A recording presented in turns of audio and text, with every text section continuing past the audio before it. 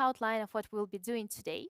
And as I'm over with this introductory part, I would really like to invite and welcome here our head of jury, the person who stays with the competition from its very beginning in this status, Deputy Director of Global Research and Analysis Team at Kaspersky, Mr. Sergey Novikov. Sergey, please. Jenny, thank you. Sorry, thank you very much for this beautiful introduction. Really appreciate your kind words. So again, ladies and gentlemen, it's a great pleasure to, first of all, see you all, guys. It's like fantastic. Even in this crazy time when we unfortunately can't meet each other face to face, can't hug each other, can't have a glass or two with each other. Unfortunately, still online, maybe with a bottle of water. Cheers! It's so great honor, great pleasure to see you all, guys, in this online format. This is one. Two, I think, fingers crossed, sooner or later, with this new vaccines from many different companies, we'll definitely be able to see each other next year all together. And this is two. Three, I'm very happy that everyone is healthy, still stay safe and powerful and energized, and is still interested in IT security and different kind of projects. It's really fantastic.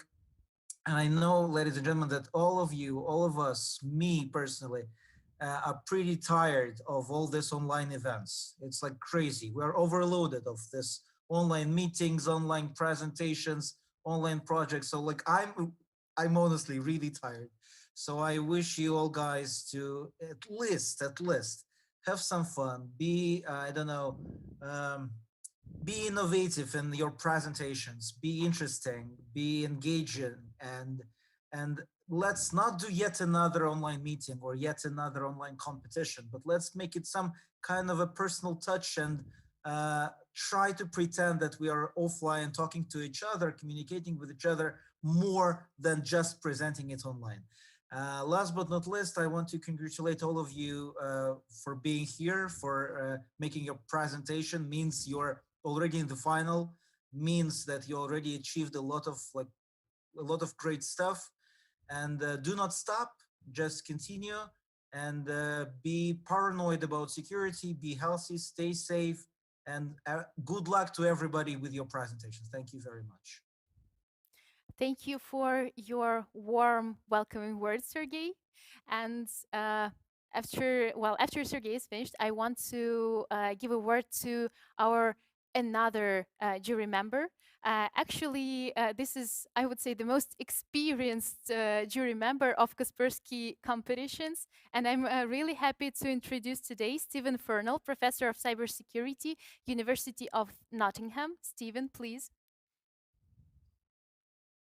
Thanks very much, Evinir. I'm delighted to be here. Yes, most experienced, eh? That doesn't say very much for us. So yeah, I've been involved, I think, in these events one way or another for about 10 years now. So before the Secur'IT Cup came along, we had the Kaspersky Student Conference event, and I've really enjoyed all of them. But this is the first time, as Sergey's already pointed out, that we've done it in this online context. And actually, yeah, okay, as Sergey also mentioned, we're all getting fatigued with these online events. I've actually done an online webinar conference event this morning. I've done another meeting online.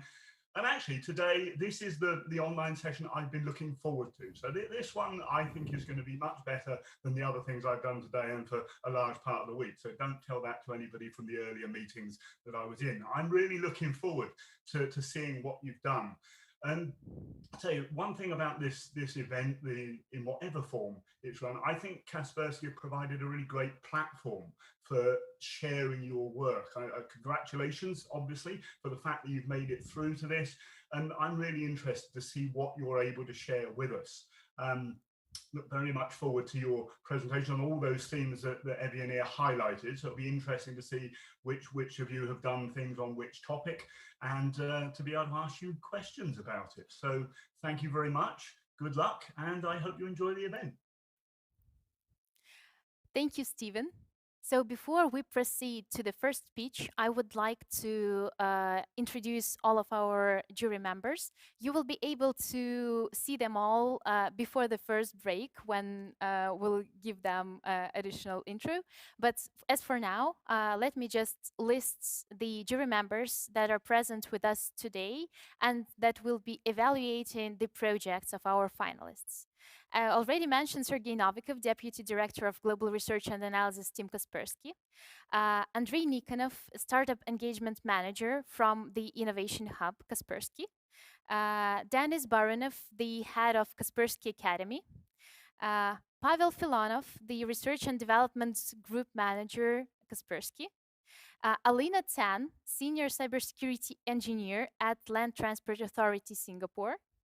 Fuat Kuliyev, creative producer at Wargaming R&D and CEO at Lesser Evil Games. Stephen Fernell, professor of cybersecurity, Nottingham University. And Dmitry Galov, security researcher at Global Research and Analysis Team, Kaspersky. Now, as we're finished with the introduction of the jury members, I would like to invite here our first team. I actually wanted to see them, but unfortunately I'm not able. So please welcome team number 1, which name is MTET. And this team is from India, VIT Bhopal University, and represented by 2 team members, Bhana Yadav and Aman Kumar. You may see them right now. Hello, guys. Hope you're doing well. How are you? We are great. Okay, great. If you're ready to hold your first presentation, please start. You have 7 minutes. Good luck.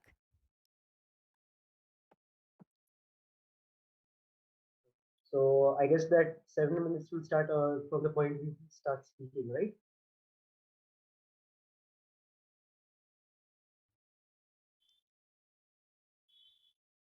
Yeah, sure. No worries. When you start speaking, you'll have 7 minutes. No worries about this.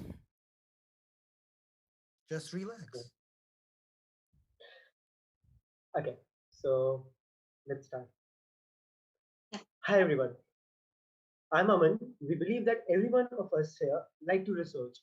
And every time we start a new project, we have to go through this research done so far and implement them to understand and leverage it. You don't want to spend time doing something which has already been done. You want to quickly learn from it and move forward with the result. And this being a repetitive but necessary process, we have to deal with it. And on the other side, the scenario is no different with the researchers who publish their work with so much of hard work. But most of the time, they go untapped. So the system is broken and AMSET is the solution. Don't worry, we got you. But just stay there for a while. We'll come back later. We'll come back to this later. Do you know that as of March 2020, the total number of Android malware samples amounted to 482,000 uh, malwares per month? That is new malwares. And with companies moving toward a bring your own device and cloud services, these Android malware threat seems to increase highly. So remember the problem of reproducing the research before you can start something of your own. The reproducible research is one of the main motivations of our work. By utilizing research contributions from many authors and building an end user product with servers and the need of multiple stakeholders in the security community, we have come up with a platform and reporting functionalities by combining 40 researches on malware, but on malware detection. And so let's have a closer look on how this AMSET machine works.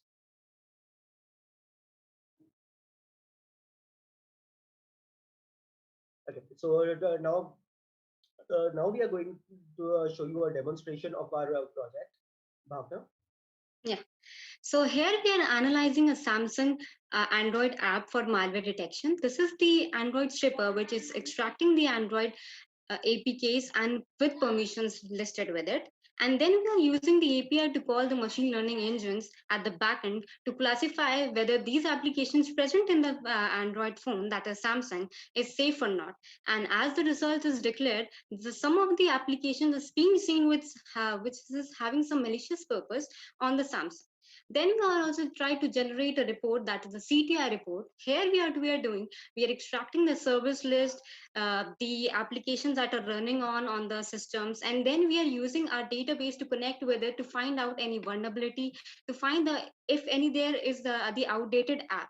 And thus this is the live Vivo report that's we're going to generate it. The model number that we use for this for this report is Vivo 1730, where we are seeing the application installed, the services running. Now the most interesting part of is the malware report, that is detecting how the APKs is being classified as safe for malware, with the CV report containing the vulnerability, which application in this having vulnerable APKs or not, with the suggestions of the updations and deletions of the malicious APKs. Then we have the safe APK. Aman, please start. Yeah. So to demonstrate how an application is analyzed on the malware or safe application, we are going to put it, use it our web portal for it. We are going to upload that one safe application on our web portal and analyze it. So the moment we uploaded it on the web portal, the magic happens. Our paste module unpacks it, analyzes it for the if it is safe or not. And as you can see that the and after the analysis has done, the machine has considered this as a safe application. So we already know this, but let's try it out with a malicious application. So for this specific case, we have taken WannaCry malware or WannaCry ransomware malware, and the same process we are going to upload it on our web portal. The web portal will and the web portal is made by using our API, and the API will do the magic of connecting it with our backend paste module, and paste module will start unpacking it, analyze it, and as you can see, where the other modules of other people were considering it as a safe application, our module told find it out that it is a malware application. Now Let's get started with the web interface of PACE. The web interface of PACE consists of the permission set, the source code of the uploaded APK with the permission sets. I'm sorry, it is stuck.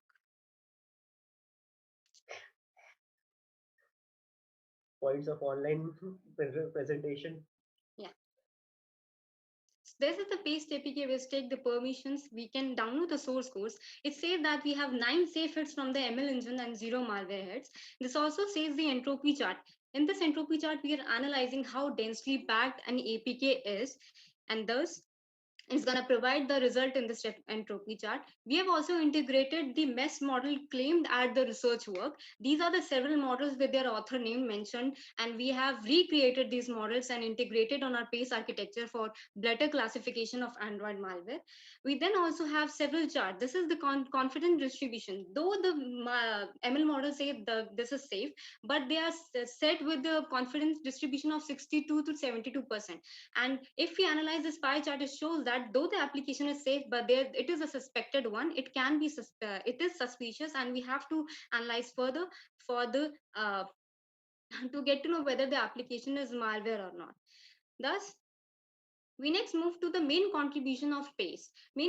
Any researchers can use this local web interface of PACE to produce new models by viewing this current scenario and current approach, and can make it reproducible and transparent. This can also be helped to improve Android malware detection with threat intelligence. We have also integrated the CVE and the other modules with it. Okay, so these apps we have tried to export the features of our backend and other reporting modules by three mediums: API, ADB interface, and ADB interface and website. And and you can see the users on the right hand side. Next. This is the architecture. As you can see, except the base, we have other like CB and outdated app differentiation. Other, if we compare it with the other, it's a complete different thing. We have come up with, for the business aspect, we have come up with premium services which will be provided to corporate security and researchers, and premium services for the community, so that people can get their APK and APK tested from application and websites. Next. Is it stuck? Okay, guys, your time is running out. Yeah, we are Just just the wrapping it final up. So, sentence. Yeah. so sorry. It's okay. Uh, Just follow up so your just presentation. Don't be nervous. can you please come again? Just follow up your presentation. Don't be nervous. Thank you so much. Okay, so this is not something which is there in the platform is new, but the concept is not a very new one. Recently, when Google acquired VirusTotal for its malware detection, Microsoft also senses data for detecting it by VirusTotal, and same was done by VMware by last time. So our module is different, but yeah, companies are into this. So yeah, that's it. Next team slide. How we stand different from these applications is that we integrated the research that is currently going on.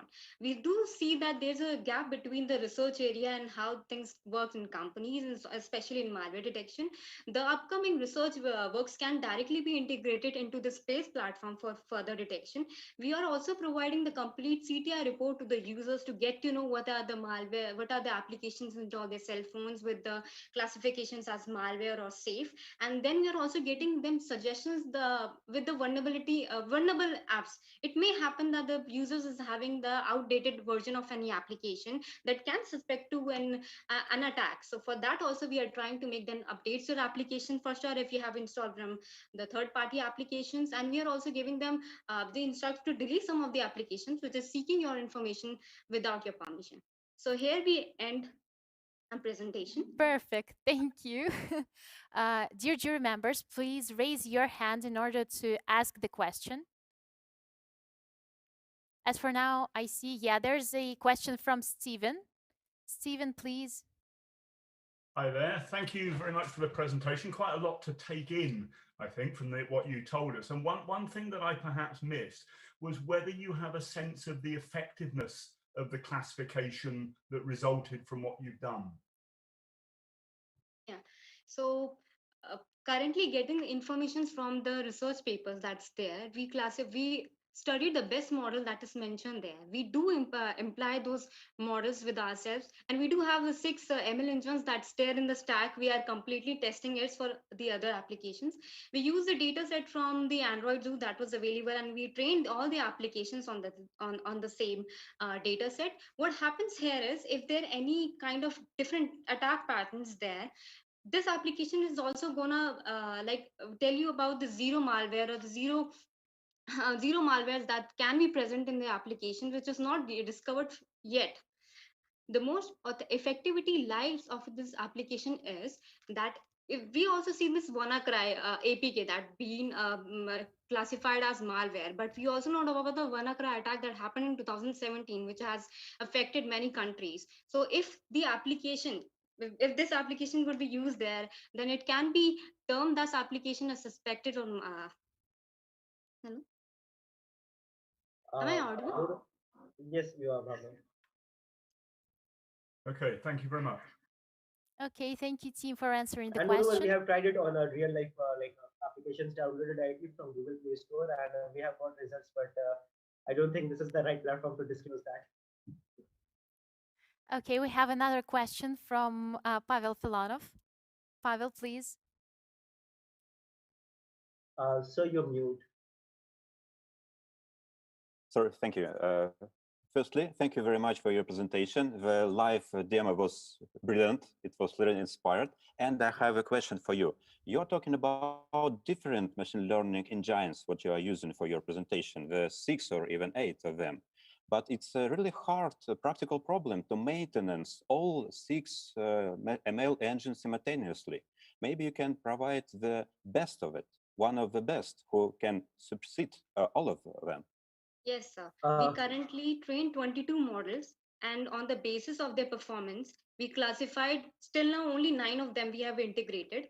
We read about the 40 research papers, but the one we found out very effective in performance manner, we took those only. And still there are 6 ML engines there in the queue, and we are still trying and testing the performance accordingly. And one more thing, sir, this whole project is done on a 2 GB laptop. Like I've done in a 2 GB VMware with 2 CPU processors. So the ML engines is run on that platform. You can say that there's a Kali VM machines on which we have demonstrated our project. So yeah, I guess this answer your question. I would like to add like this is a our motive of this project is providing a platform.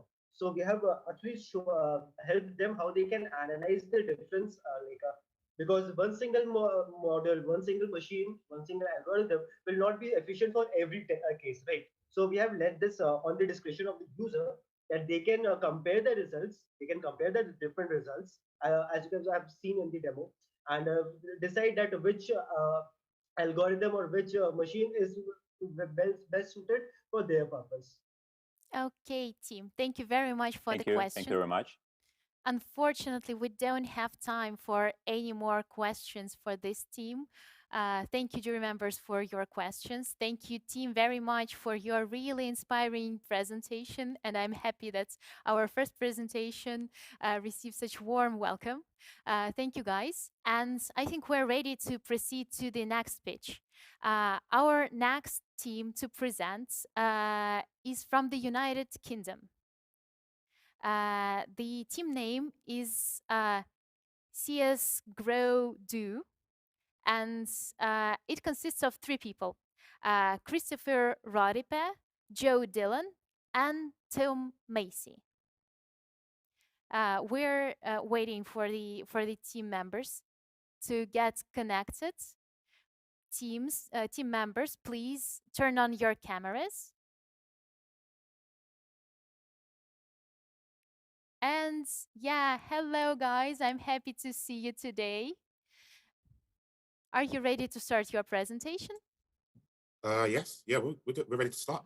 So, Perfect, Jim, you see my Christopher. screen. Then please start your presentation. You have 7 minutes for it. Good luck. Thank you. So hi guys, this is our presentation on reinforcement learning versus reinforcement learning in static malware evasion with myself, my colleague Joe, and my colleague Tom. So we're going to start with a bit of information regarding our project before we go into the main details. So the possible effect of our consideration of threat models in our project regards that we hypothesize that different malware types will be detected by our AV engine more easily than others, in spite of the mutations that we plan to do to the malware sample. So we will analyze the game that ensues when we put our toy malware anti-malware system to learn and detect the mutated malware sample, and then pass control back to our mutation agent for it to mutate the sample again for presentation to our anti-malware system, and so on and so forth. So our project aims to model malware authoring and anti-malware systems as 2 opponents in a game. And they attempt to win this game by using various reinforcement learning-based strategies to evade each other. For example, our mutation agent will learn what mutations to make to our PE binary in order to have a good chance of evading our anti-malware agent. And our anti-malware agent will respond by updating its own model to defeat the techniques used by the mutation agent to evade it. And it will help work hand in hand with an actual antivirus to detect the malware. We want to know, is this game deterministic or is it never ending? And does convergence depend on our threat model? That is, which malware type we're using. So whether it's a ransomware or if it's an adware. And I'll pass it over to my colleague Tom to talk about the changes that we plan to make to our PE binaries. Okay, so there's a number of ways that we can change the PE files to protect against analysis by our antivirus engine. One of those ways is increasing the information that's in the import address tables. So it can be random library files and functions. We can modify existing section names. We can append content to sections that already exist. We can rebuild the content in those sections. And we can also add more sections behind those existing sections. We can alter some unimportant symbols in the DOS header of a PE file, such as the checksum.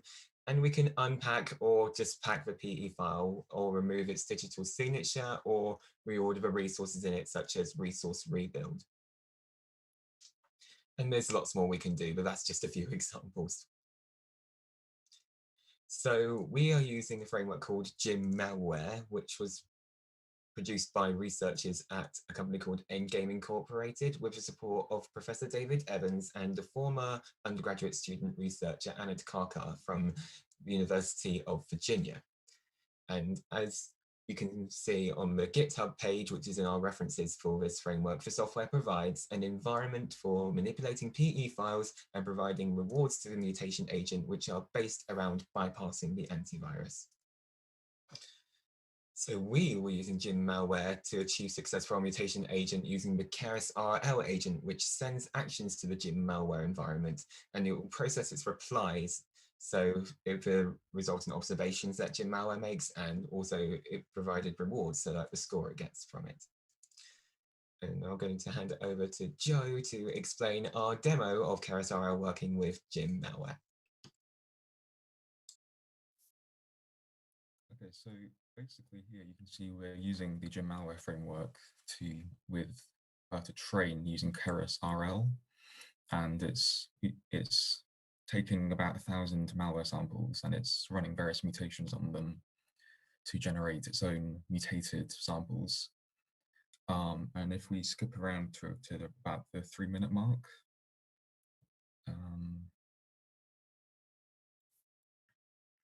it's done about 20-ish rounds, and it's generated 2 new samples.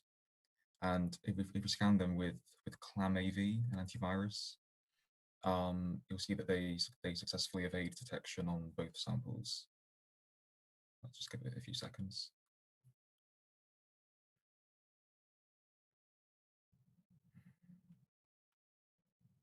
Okay.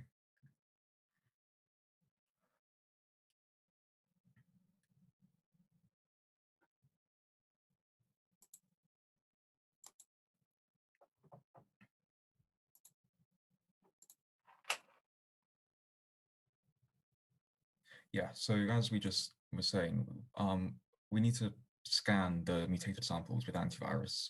We've chosen to use ClamAV because it runs natively on Linux and it's designed to scan Windows malware, which is what we are mutating. We've taken malware samples from Malware Data Science.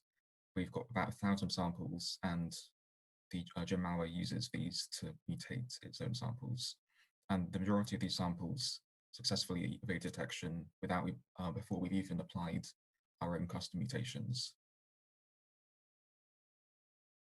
So our basic project plan is to initially reproduce similar results to those at the University of Virginia with their research paper, just to prove that our code will work. After this, we'll develop our own AV agent to detect our evasive samples, and we'll work with ClamAV to feed back from ClamAV's detection results back to Gym Malware, so we can feed into one another and improve the mutation and detection. And after we've done this for a certain amount of time, we can answer the question of whether the game is deterministic or whether there's a clear winner. I'll now briefly talk about our investigations into our investment readiness level in this particular project. We developed our business model canvas to plan out and get a better idea for the context of our project and its place in this competition. I won't have enough time to go over the details on these slides, but I will briefly allow you to see them so that you can make judgments on our readiness for this project. In particular, our university are providing us with a GPU accelerated container and a specialized GitLab repository to facilitate our research into this project, because reinforcement learning often requires a certain amount of computing power and a GPU is best suited for this purpose.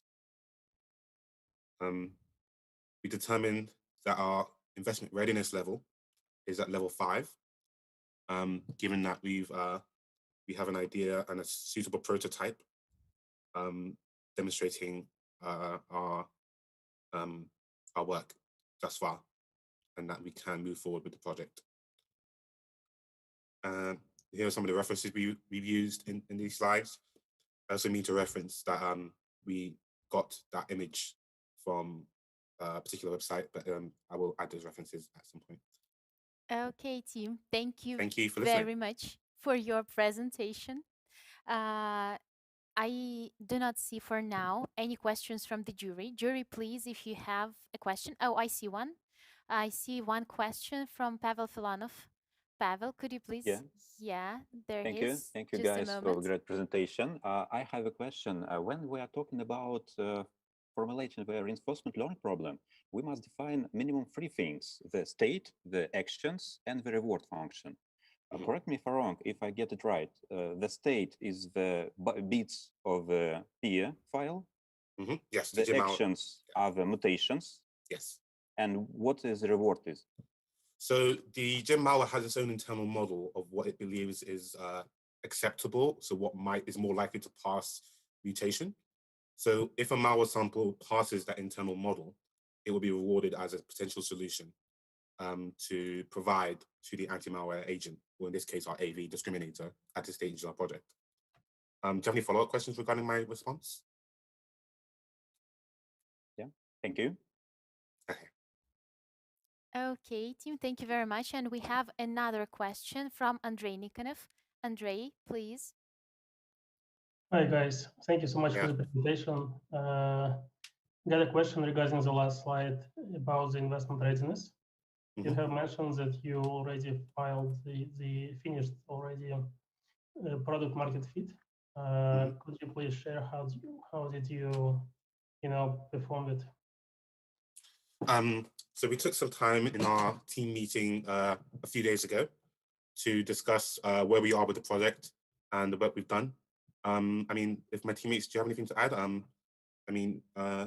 We just discussed the context of our competition and given the resources that we have from the university and from our research paper, we felt that we are at this particular level. But if my teammates have anything to add, please go ahead.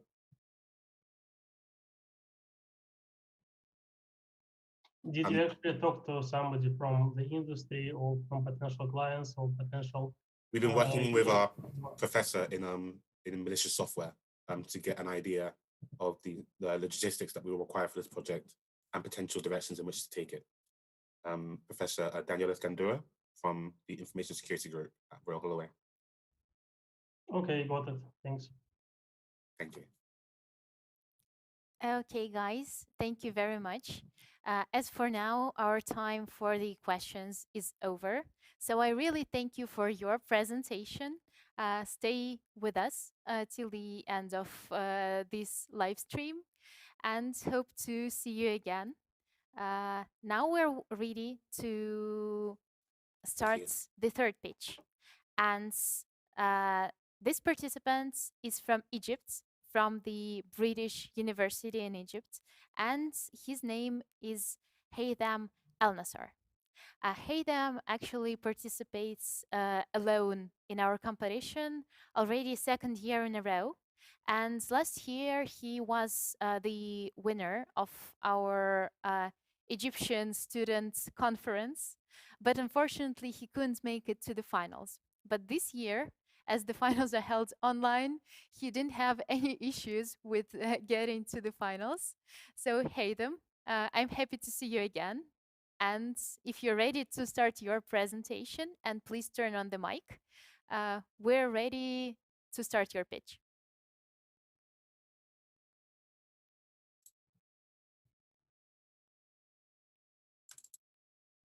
Okay. My project this year is a research project will be about making a highly secure digital signature using a hybrid system of zero knowledge proofs and GAN data hiding And at the end, I will talk about how I have made hardware acceleration for this system with stunning results. Okay. First of all, I will talk about the digital signature using public key crypto, which is mostly used today, and two limitations or two attacks that can happen, and how my system solves these attacks.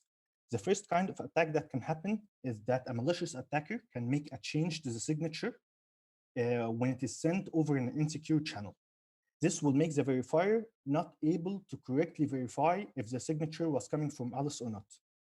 The second type of attack that can happen is that because in public key cryptography there is a public key, this public key can be listed on a website.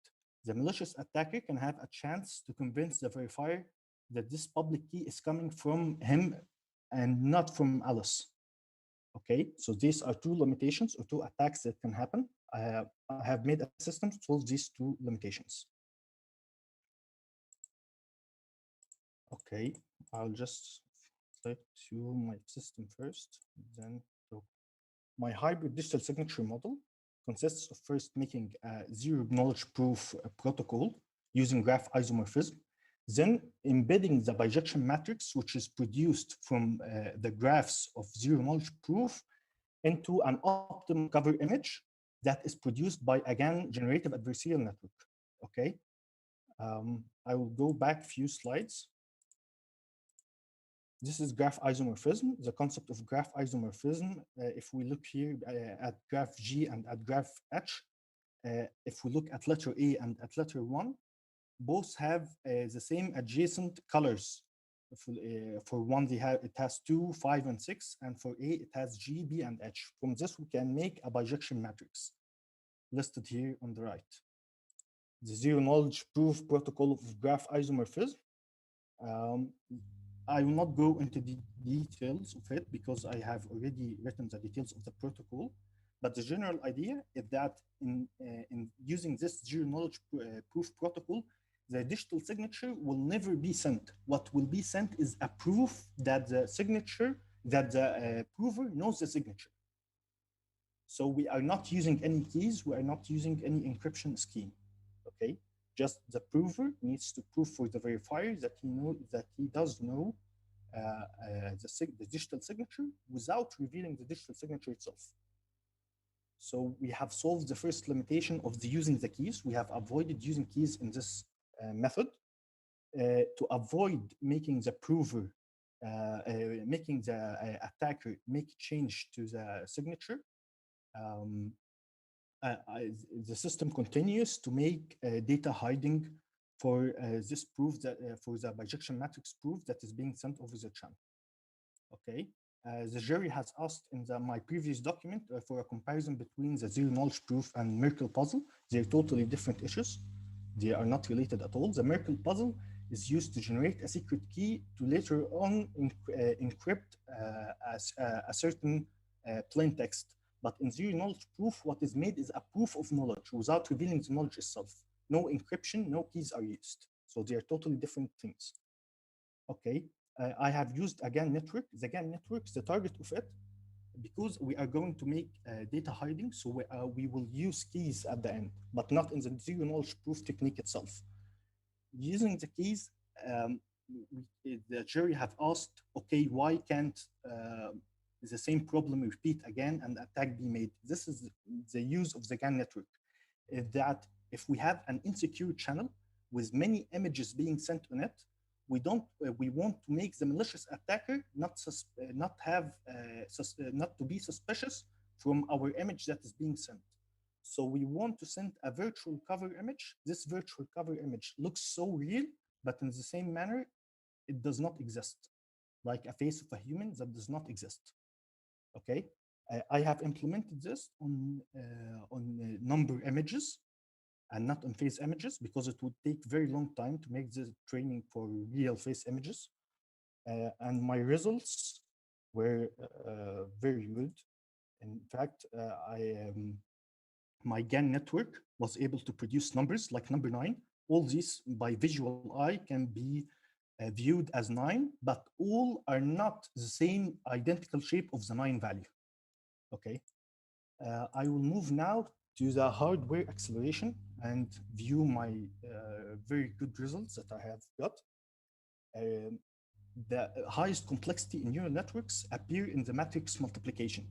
For very complex mathematical issues, I'm not going to go into that. Why is the matrix multiplication has the highest complexity? The matrix multiplication happens in neural networks when you multiply the weights by the inputs. Okay, the system I have used to make the hardware description for this model. Any model, any hardware processor is made of controller and the data path. Okay, the hardware-based model that is used already is a RAM-based data path. So we need to avoid using RAMs because RAM takes a lot of makes a lot of time, wastes a lot of time in the total simulation. So we need to use registers. And the second thing is that we need to make parallel processing and pipelining. My system that I have used systolic arrays to make the matrix multiplication procedure. This systolic array is made from for 3x3 matrix multiplication is made of nine blocks. Each block represents one data path. This systolic arrays gives us advantage that we can make parallel processing and processing having pipelining.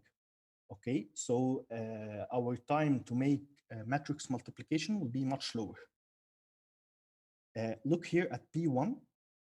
I said that is a data path block. P1 can be represented later on in RT level, register transfer level, by this block, a multiplier, an adder, and 3 registers.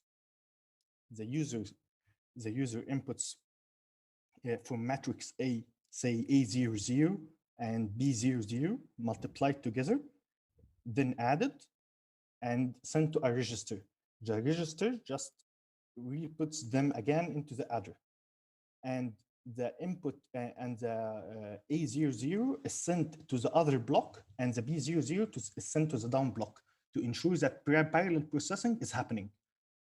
What I want to say is that in this systolic array method, we don't make matrix multiplication. We need to stay to have element 1 calculated first, and then go to calculate element 2, and then go to calculate element 3. No, we can be working on calculating the first element, and at the same time working on calculating the second element and the third element. This will take us much lower time. Hey, then please follow up your presentation. Okay. For hardware acceleration, what I want to talk about is that we will go using a software code, say a C code, and tell the algorithms which takes a very high complexity, will put it into a hardware description language to be put it on an FPGA fabric, and then back again to the C language or the software language. So for the high complexity algorithms, my method was used to make the hardware model using the register transfer level. My results here, I was able to make matrix multiplication, 3x3 matrix multiplication. I was able to make the 3x3 matrix multiplication in 0.1 second. So the average time that my hardware design have made for this procedure takes from 0.05 second to 0.1 second. And if we compare it with, if we have kept the code in a software without changing it to hardware, it takes an average of 0.2 to 0.3 second to make the matrix multiplication. So I have successfully made the hardware acceleration procedure. Okay, Haytham, at this fabulous note, let me end your presentation because the time is out. Thank you very much for the presentation. Jury members, please, do you have any questions? If yes, please raise your hand and turn on the camera. Yeah, we have a question from Pavel Filonov. Pavel, please, Yeah. your question. Thank you very much for a great presentation. According to the beginning, you mentioned the two vectors of possible attacks, what your method can provide the defense for. And can you justify the first of all, when the attacker can change the signature, but on your picture, the Bob have the Alice pub key. With this pub key, the Bob can validate the signature by Alice. The voice, I can't hear you. Can you repeat the question? I'm sorry. Yeah. Can you justify how the first attack vector you've mentioned at the beginning of your presentation is possible? The first type of attack, you mean? Yeah. The changing of the signature or changing of the message. Yes. Because the Bob, as you mentioned in your picture, had the Alice public key, and he can use it for validate the signature and the message. Yes. And how in your system such attack can take place? How in my system I avoid such an attack, you mean? How can this attack took place? And yeah, the second, how your system can avoid this attack? I'm understanding the second question. The first question, I'm not understanding it well. So if you can clarify better. Okay. I would just want to ask another one about your GAN method for generating the images. Does your method really needs this data hiding, or this knowledge proof can be used without this part? Yes, the zero knowledge proof can be used without using the GAN network, but using the GAN network makes the system more secure. So it wasn't initial to use the GAN network in the first place, but using it made the system more secure. The use of the GAN network, why I'm using it, is I'm using it to produce cover images that are totally new, okay? The jury have asked me in their comments, why can't we just take a picture? Okay, this will not be efficient. But using the generative adversarial network, I can generate thousands of images, totally new images. I hope my point in this is clear. Yeah, thank you very much. Okay, thank you. I see that we have no more questions for this presentation. Hayden, thank you very much for your presentation. And please stay with us till the end of this live stream. Now we will proceed to the fourth presentation and actually to the end of our first block. This presentation is again from India. The team name is Mahakal, and they are actually from different universities. The team consists of 3 people, 2 boys and 1 girl, Navya Sharma, Ankar Chaurasia, and Aniket Kumar. Team, are you ready? Yeah, Yes, hello. I see you. Yes, hello. we are ready. How are you doing? Fine. Okay, great. Are you ready to launch your presentation? Yes, it's already. We started the screen sharing. Then please start the presentation and screen show. Okay. Good evening, everyone. Before going to the presentation, let me start by introducing our team first, as done by Ma'am. I'm Navya Sharma, I'm Navya Sharma, introducing and presenting our project on cyber threat intelligence on dark web using machine learning with my teammates Ankur Charasia and Aniket Kumar. We are highly privileged to be part of Secur'IT Cup 2020 and present our project in front of respected juries and participants today. Our project's main objective is to provide security to any organization against most of the cybercrimes executed using new versions of exploits and malwares. In this project, we are also tackling with the current malwares and files and zero-day vulnerabilities by crawling dark web, and then after analyzing, sharing threat intelligence feeds to the TIP, that is stand for Threat Intelligence Platform, and SIM, that stands for Security Information Event Management. After this, cyber threat intelligence. Cyber threat intelligence is information about threats and threat actors that helps mitigate harmful events in cyberspace. Machine learning. Machine learning technology is being used in data analysis to simplify big data to make robots and machineries to learn from each activity they do. We are using it here to make systems familiar and learn the patterns and codes of malwares to mitigate the threats effectively and efficiently. Dark web.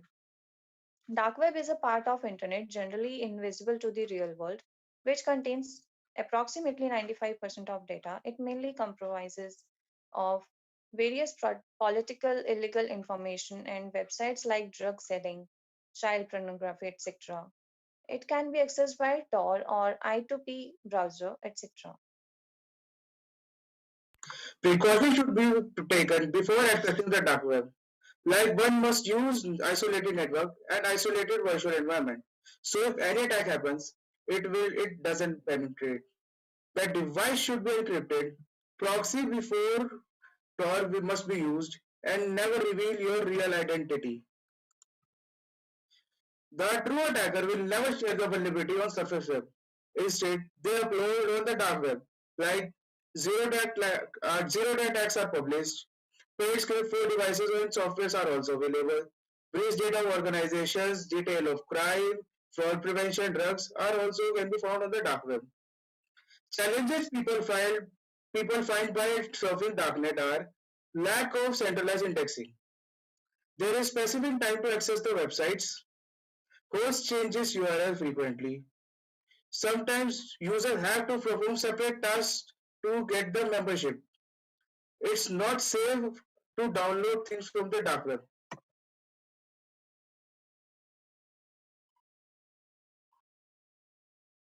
Aniket, Mike. So let's get to the working and the process. Crawler is to crawl the data from the dark web to get to give it to the next process. This is how it works. Let's start from the web links. Web links are the links on the onion list which will send it to the status, where the status is there to check the status of the website, whether it's up or not. If not, we will try it later. If yes, then the link will send to the crawler and check whether it required any kind of authentication or captcha. If required, then user can give the authentication, and for captcha we can use machine learning anti-captcha.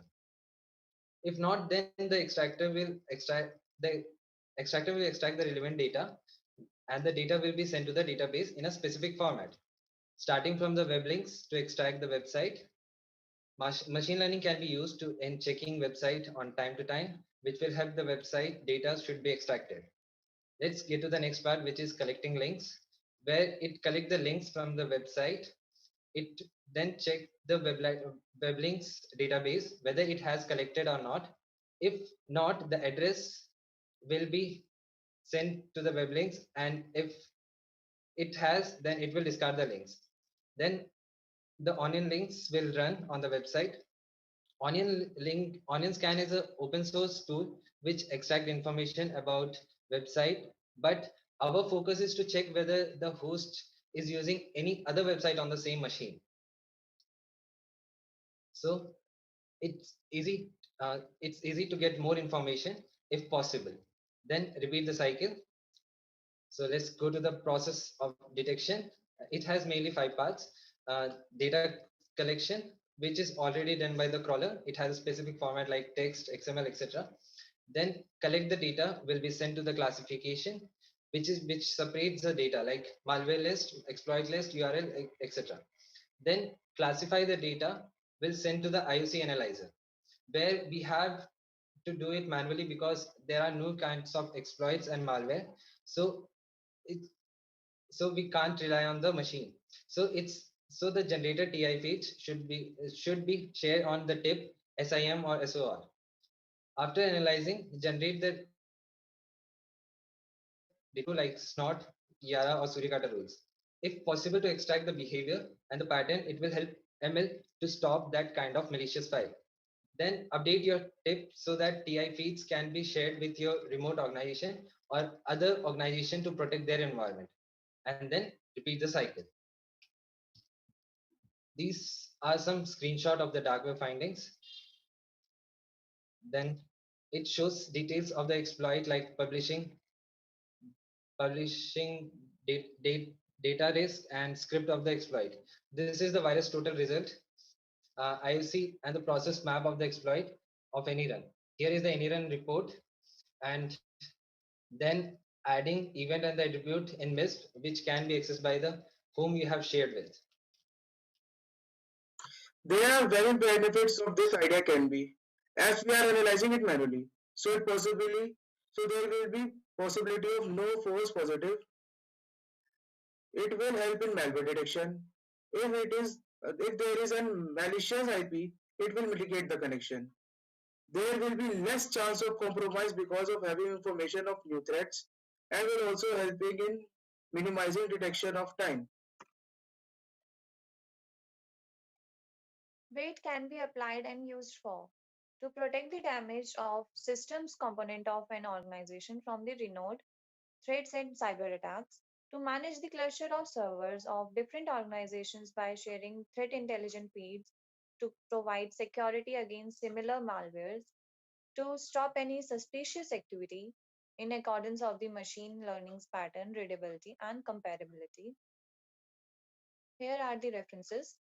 Next slide, please. Here are the references. Any queries? Judges?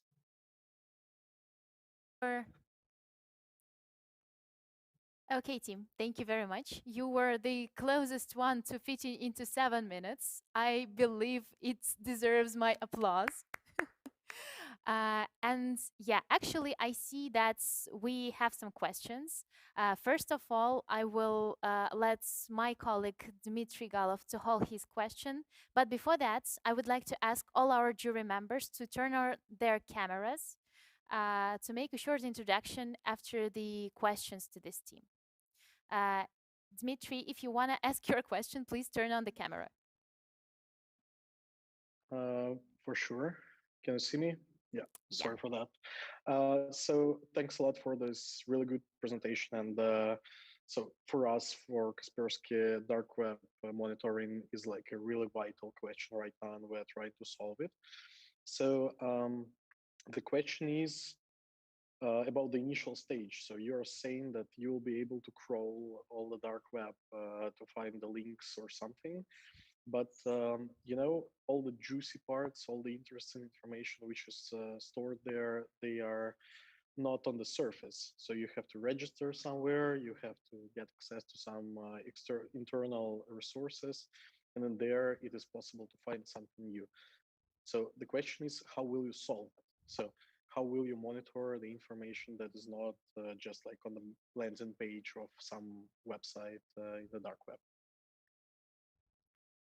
So, like if we, like I said about the authentication, sometimes we have to do some tasks to require the membership of that particular website.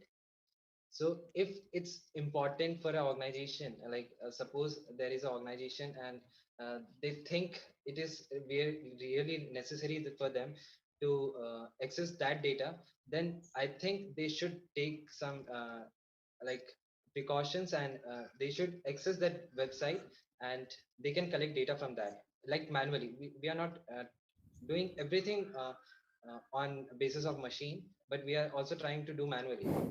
So I think we can do that. And do you have some kind of proof of concept, just like to show that here we are, we have some interesting resources and we are trying to monitor it? Because just get me right, the whole pipeline you're talking about, like extract these interesting artifacts, then get the IOCs included inside MISP, create snort rules, Yara rules. That's really cool. And you're just like describing the whole pipeline we're doing in the like in threat intelligence. But for me, the most difficult part is how to get these initial hashes, files, I don't know, IOCs, whatever. So have you tried to do that? Do you have some kind of example? So just like I shown from you, like the any run example that we have run the exploit, we have just the example of any run. So we run that and we got this result, like the previous slide, the previous slide. yeah, there the hash of the exploit and some IP which was connected, and there's it shows the process, like this kind of process it has taken, that it has run some executable file, then open Explorer, etc., like that. So it can be done. It's so that's why we are using manually. We are doing it manually. The analyzing part is manual. And have you analyzed any kind of competitors on the market? So any companies who are monitoring dark web. So what do they have? What technologies are they using? Do just like have you compared your idea with them? Not yet, but if we get to know more about companies, like we will try to do it. Dmitry, Okay, I have to interrupt you last here. question, I promise. I promise. We The have last two question, more I questions promise. from other judges. Short one. Yeah, that's fine. Yeah, Short but one. don't you think that applying your approach to not to the dark web, but to the information which is accessible online on different forums, not in the dark web, will be more profitable? Have you checked your concept just like on some simpler examples? Yeah, like there are some paper which were published before, so we have tried to access that, and we read that, we get to know that there are some exploits which were published on the dark web before on the surface web. So really it's really good to explore the dark web for securing our organization. Okay, thanks. Okay. Thanks a lot. Okay, then next question from Stephen Fernal. Stephen, please try to make it short, and team, please try to make short answers. Okay, thanks. So I think Dima's many questions might have already touched upon this, but I was just interested to know the extent to which you've implemented or evaluated the various things that you spoke about. So you talked about the crawler aspect, you talked about the various detection processes. How much of that have you tried practically? So we didn't try it practically because we don't have that big environment, and we are just seeing some to get some environment. Like it's just we have done this. This was the screenshot we have taken from the dark web, and we just extracted that exploit, and we just done for that particular exploit. We have just analyzed that particular the exploit. That is, we didn't have any SIEM, or that MISP was done by me. So like our team. So that's what we have done. We don't have actually environment. So we are looking forward for that. Thank you. Okay, thank you, team. And the last question to this team from Alina Tan. Alina, please. Thank you, Eugenie. So thank you so much, team, for the presentation. So I would like to check, what is your typical detection rate for your crawler? Because I saw Sorry? that you have a typical detection rate. So in one of your slides, you said that it's an improved rate in that sense. So for a Sorry, crawler? about the crawler. Sorry, I didn't get your question. What is your typical detection rate for your crawler? So like if suppose first thing we are first time if we are telling malware to access sorry machine to access some website, so we have to be like we have to first select that website, what kind of data can be collected from that website, and we can give data to database sorry to the machine learning, and we can access that specific kind of data. Like if you are trying to get some uh, information about some software which you are using in your organization, suppose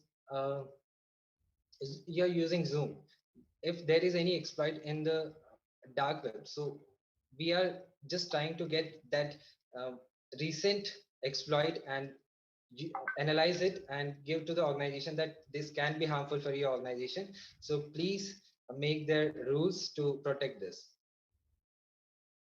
Okay, sure. Thank you so much. Okay, team.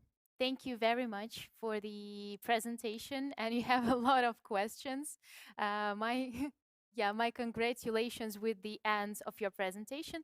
And before we pass on to our short break, it would be shorter than we supposed it to be, just because we a bit are running late with our timing. But before that, I would like our jury to show finally to the participants, all our jury members. I would ask my colleague Andre as well to turn on the camera and our technical team to show us the jury, please. So here again, yeah, just please wave a bit to us. Here's our jury for today. You see those marvelous people who are evaluating your projects. And as for now, we're finishing the first part of the pitches. And now we're going to have a short 15 minutes break just for our teams to breathe out a bit, for our jury members to evaluate the projects before until they still remember what they are about, and for me to drink a bit of water.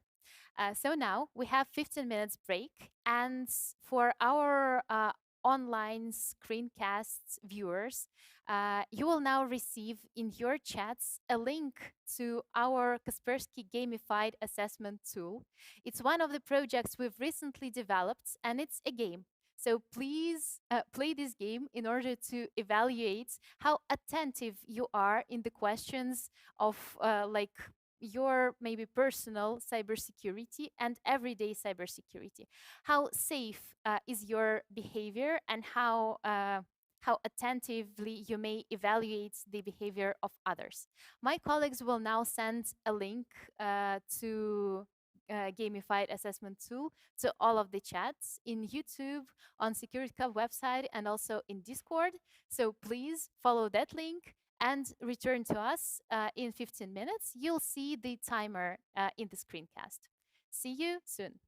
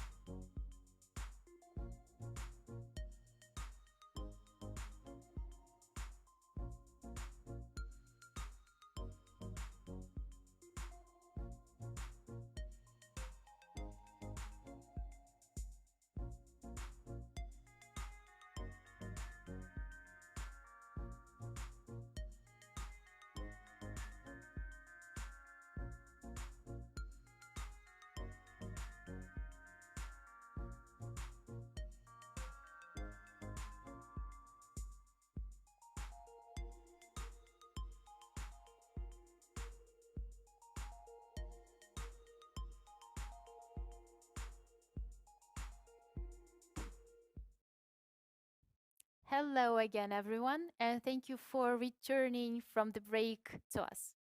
Now we're ready to proceed with our next speeches. And actually, by the end of previous block, we've finished with the presentations on machine learning applied to cybersecurity. And our next presentation would be connected to IoT devices. This is actually a team that consists of three girls from Australia. And it's really, really late now in Australia. But thank you very much, girls, for joining us today. This team is named Secure IoT, which is sounds a bit similar to what our competition is called, but not actually the same. They represent Monash University, so please meet Lalitha Palamrayu, Amanda Tank, and Valeria Valika. Girls, how are you? I'm good. And you? Yeah. Too late, Okay, but great. excited. Are you ready to launch your presentation? Yeah, we are. Perfect. Then please start your presentation and remember you have 7 minutes. No worries. All right, I guess we will start now. Okay. So it has been second nature to us to lock our doors and close our blinds in order to retain as much privacy and security in our very much surveillance society. However, if I were to tell you that there are other ways that your privacy can be compromised, will you take the precaution to protect yourself? So IoT, short for Internet of Things, is the next wave of technology along with 5G, where devices are communicating faster with lower latency speed. It is what we coin as smart devices, but it's also an unwelcome mat into our lives. And that is exactly why Secure IoT aims to target daily, non-corporate users of IoT smart devices, so people like you and me. Many of these devices users are actually unaware of the security issues in their devices. As shown by McAfee's survey, 79% of consumers start using the devices within the first day of receiving it, but only 42% claim that they take the right security measures, and we want to change that. So who are we? I'm Lalitha, with me is Amanda and Valeria, and we are all undergraduate students from Monash University in Melbourne, Australia. We love everything cybersecurity, which is why we've come together to design Secure IoT. Our purpose? We want security to go two-way. We want to empower users to be self-sufficient rather than rely completely on manufacturers for security. And without further ado, here is a demonstration of our application. Users are required to sign up with password and username. The first screen will show control categories where we've grouped the controls under the same umbrella, such as secure setup, protective barriers, extensive security, ongoing assurance, and safely disposing the device. If this is the first time selecting the category, we'll be taken to the starting page. There will be yes or no questions that the user can answer to act both like an assessment and tutorial on how to use the apps. User can tap on the Answer button to get more information. The information here is written in non-technical terms and include useful references.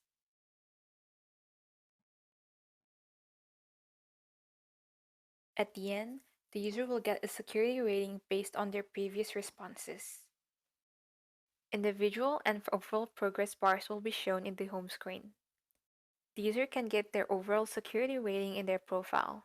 They can also specify what type of device they have here. This detail can be used in future implementations by the development team to potentially introduce device-specific controls. The faded out questions are controls that were already implemented but can still be accessed by users if they change their mind and believe the appropriate controls are in place. This can be unfaded if the user selects no within the control. If all of these controls are done, the control category located at the home screen will also be faded out to indicate completion of all controls for that category, although the user can still change the response the same way they would for individual controls. So there we go. What is in it for our customers? Well, firstly, accessibility. Security awareness is there right at their fingertips. All they need is an internet connection and a mobile phone, which we can safely assume every IoT device user has. Secondly, convenience. Users can be self-reliant on themselves in order to take the measures to secure their smart homes. And thirdly, most importantly, risk reduction. Users are able to take the right privacy measures to ensure the security of their smart devices. And finally, price. As we'll discuss later, the application is initially free, which means there is absolutely no obstacle for anyone to be able to get this.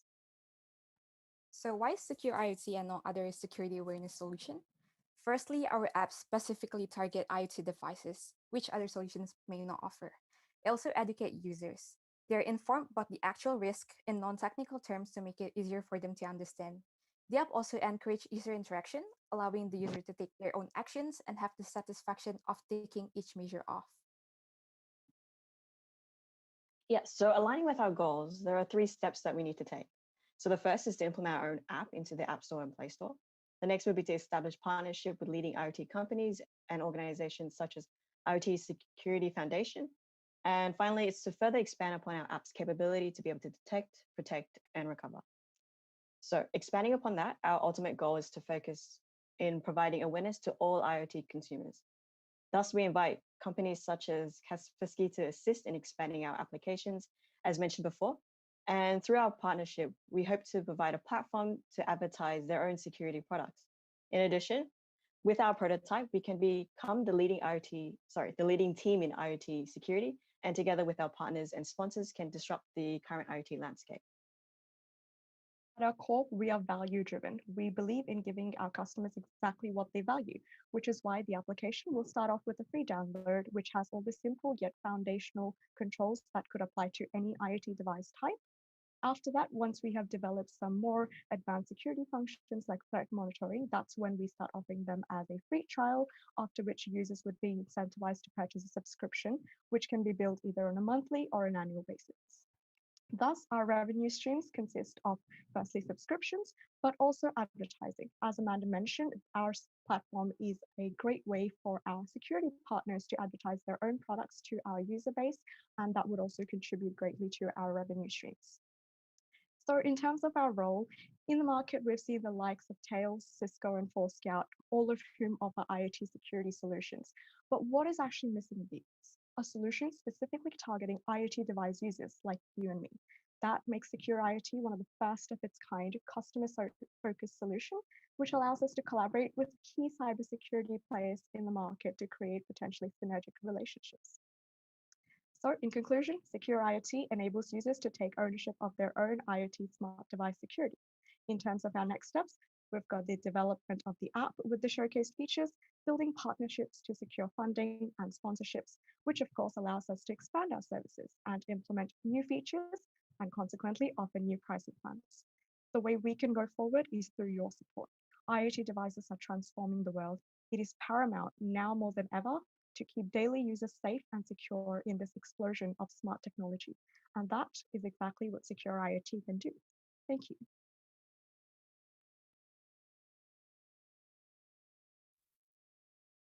Thank you, girls. And thank you for fitting into your 7 minutes. You even have 20 more seconds to to maybe, I don't know, laugh and dance in the in the live stream. But we actually have already 2 questions to your project, but as Steven is more ready to ask his question because he has his camera on, we'll start with his question. Steven Fernald, please. Thanks very much. Yes, I'm learning. Put the camera on, get your attention. Thanks very much for the presentation. Clearly, it's an important topic. What I'm interested to know is how will your approach motivate and engage users to take action on this more than things that are already out there? Because it's notoriously difficult to get people to understand and take responsibility. So what will be different about what you do? I guess to answer that question, I could possibly tell you about how we actually came about drafting the controls. So we had to do quite a bit of research on both vendor websites, but also government websites. And doing so myself, it was a bit of an onerous task. And as a user, I'm sure we all want to do as less work as we want, which is why this platform is a great way for users to get a centralized place to look at all of the controls that are available without them having to go out and take extra steps, because sometimes for some users, security is a second thought that comes in. So with the way that this application is designed, it's really easy for them to just log in, take all the measures, and even, as Valeria mentioned, have an interactive way to tick things off as they go. So in that sense, they've got lesser research to do, they've got a collated way of implementing their controls, and also they have an interactive way of ensuring their security literally with their actions. Okay, Lolita, thank you for your answer. And now the second question from Dmitry Galov. Dmitry, please. Yeah, thanks a lot for the presentation. We're doing a lot of research in IoT security, obviously, and we're thinking about the awareness and about the problem that people are having a lot of issues because they're not aware. But for me, it was not clear what you were talking about when you say like, okay, I am showing some kind of a tip. Let's have it change a password on your router. That's an easy one, yeah.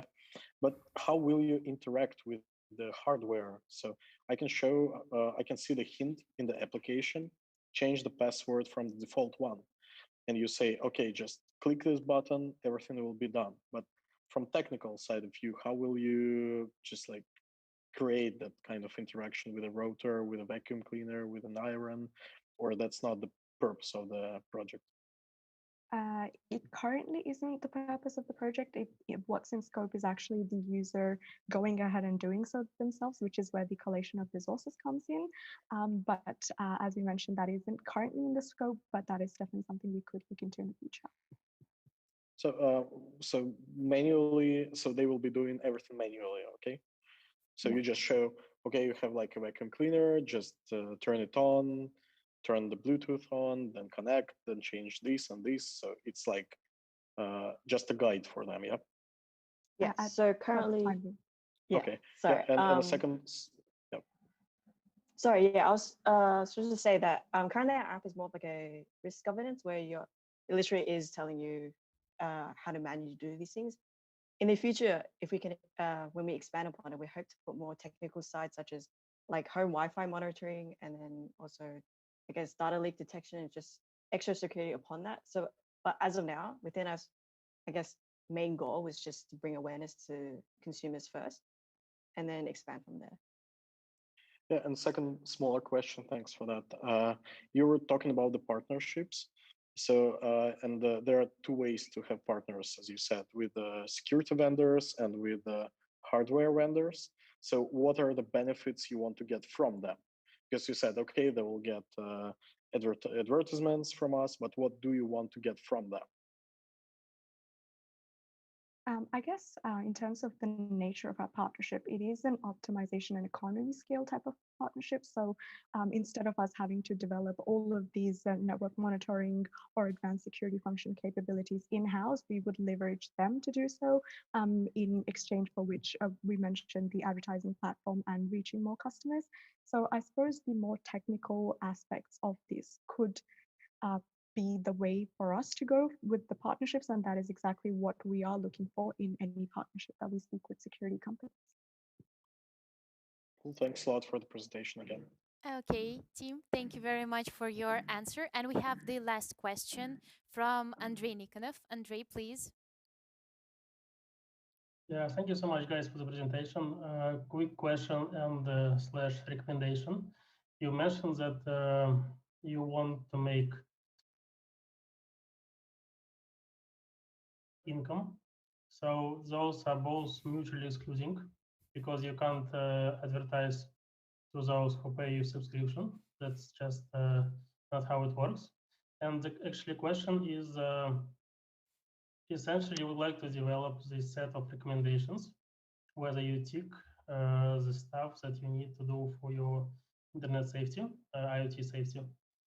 How do you think you will get the recurring revenue from your customers? Like what will make them to pay for the next month if they will tick it just one day, and they probably not assume they need to tick it every day, every month, right? Yeah, so I guess the incentive that we would offer is the potential, the possibility for the users to do less on their side. So in the example of, say, network monitoring, once they start paying for the subscription, that would happen on an annual or a monthly basis. And that would mean that they have to tick lesser things, they have to take lesser actions themselves, and the app starts doing some of that for them. So I suppose that's one of the key incentives for users to pursue a subscription as opposed to just leave it at the sort of free trial sort of stage. Okay, it's a good idea, thanks. Thank you for your questions and for your answers, team, very much. I hope you will stay with us till the end of this live stream. And I would say we're ready to proceed to the next presentation. And our next team is from Singapore. Actually, it's also already kind of late evening there. But anyway, this team was actually among the finalists of our competition last year. And this year, they were the winners of Secur'IT Cup hackathon in Singapore. Oh, hello, boys. The team's name is No Hats, and they represent the Singapore Institute of Technology. Uh, these three young gentlemen are Yu Pengfei, Juan Juan, and Muhammad Azuddin Akmal. Hello, boys. Are you ready? Hello. Yeah, we're ready. Okay, if you're ready, please start sharing your presentation. And remember that you have 7 minutes for your pitch. Okay. All right, I'll begin. Good afternoon and good evening, ladies and gentlemen. We are Team No Heads, and we're here today to talk to you about our drone monitoring and takedown system. I'm Peng Fei, representing Team No Heads and the Singapore Institute of Technology. Before we dive right into our juicy solution, allow me to walk you through the agenda of our presentation today.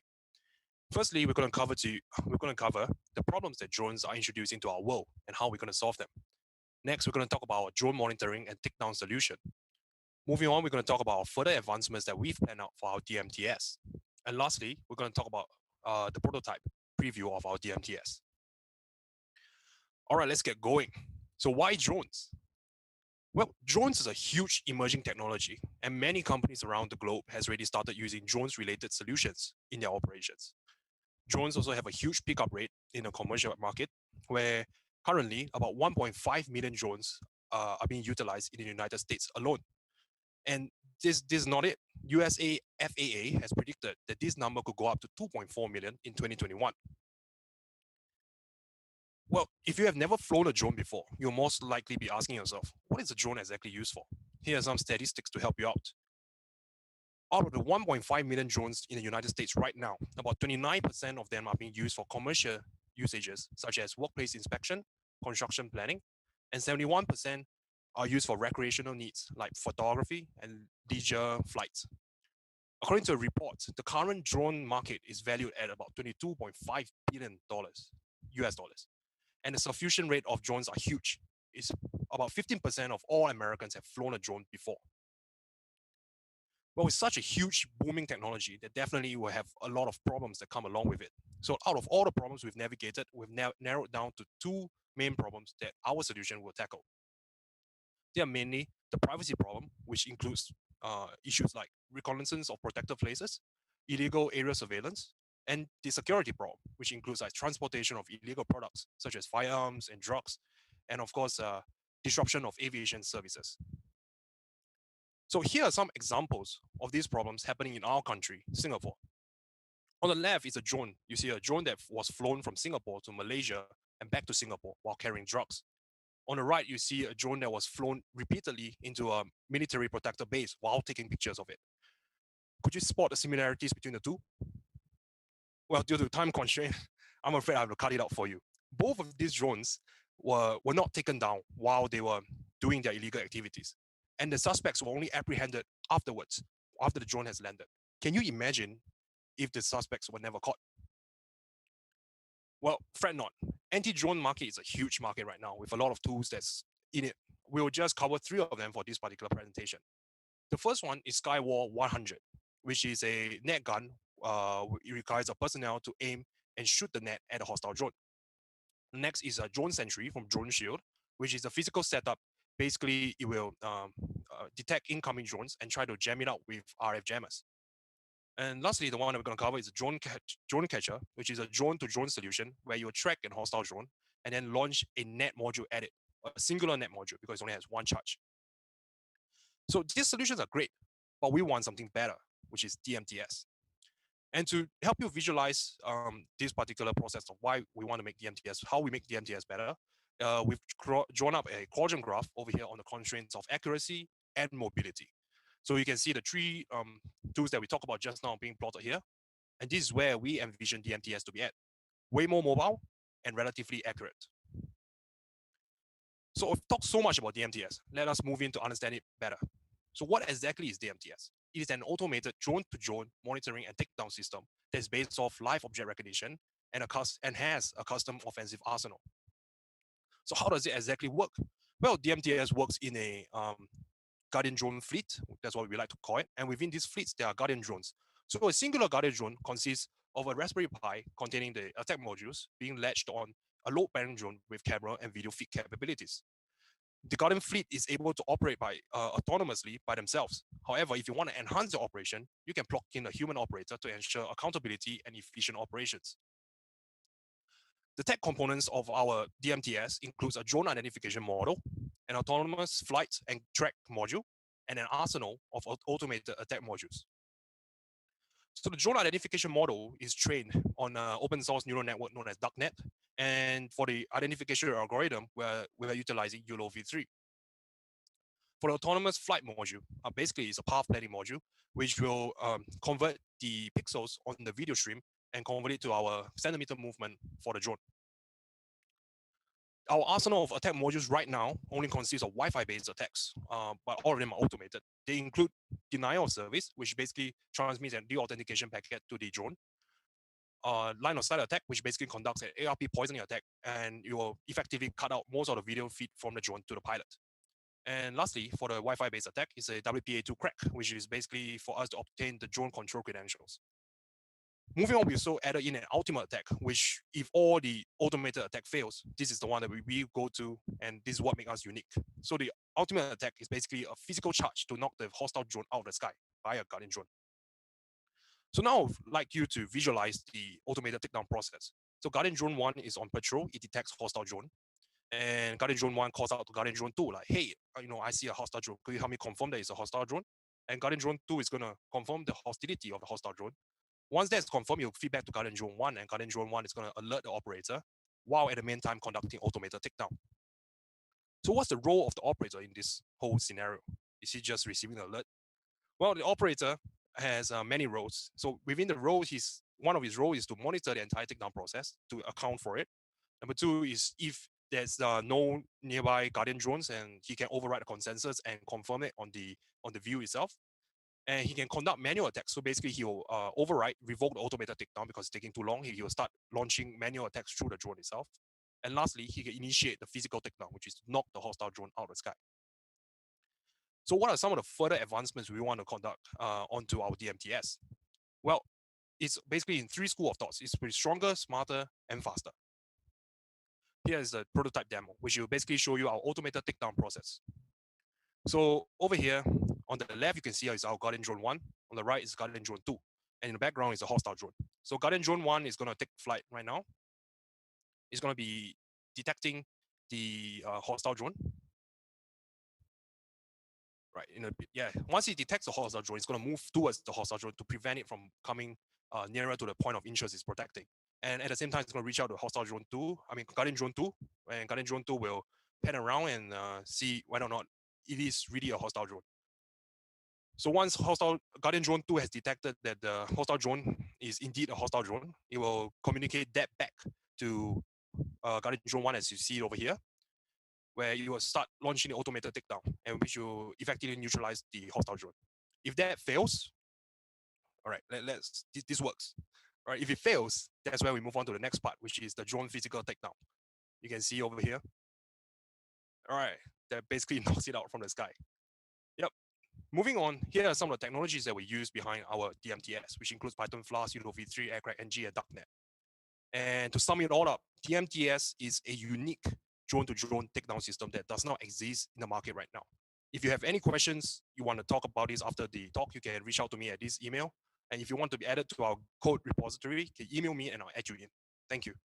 Okay, team, thank you very much for your presentation. Dear jury members, do you have any questions? If yes, please raise your hands. Oh, there is a question from Dmitry Galov. Dmitry, please turn on the camera. Yeah, Hello. So please. Hello again. So that was quite a pity for me not to hear about our own project that we have, the anti-drone technology that we're developing in Kaspersky Lab. Probably you can check it out and find a lot of interesting things a lot. But the question is not about that. The question is, so just imagine that you're taking care about a really huge perimeter, let's say an airport or some kind of factory, and you have to launch a lot of drones for constant monitoring and finding out the hostile drones. Okay, so why not to use some kind of stations that are on land just to monitor the activity and to launch your like attack drones only in case you find something. So what is the profit of having like a lot of drones, a lot of infrastructure around it, because you have to charge them, you have to have a station where they come back home, you're recharging it, and you can't lift weights like a really good camera or something. There will be something lightweight. So have you thought about that? Yes, we definitely have thought about it. So DMTS won't replace the current solutions. We're just utilizing it as a better of integration to the current system. So basically, like for example, you're talking about like a physical setup by itself within the airport. There's a monitoring system. So once the monitoring system gets pinged, like there's a detection of a hostile drone, you can choose to directly launch DMTS to go and take out this particular drone. So there will be like not much disruption to the aviation service while it's going on. Or it could be like, for example, let's say we have the operator view, which was demonstrated in the video just now. So basically, the video is what the operator can see. So let's say, for example, an operator is doing his patrol around the secured area, and he sees a drone. He can straight away just launch DMTS from his handheld device, and the drone, our DMTS drone Guardian drone will basically go out and take out the drone for him. So it works. How do I say? It's not an entire system that will take over the entire like current foundation that we already have. It's more like an extension, and it's going to be built on top of that.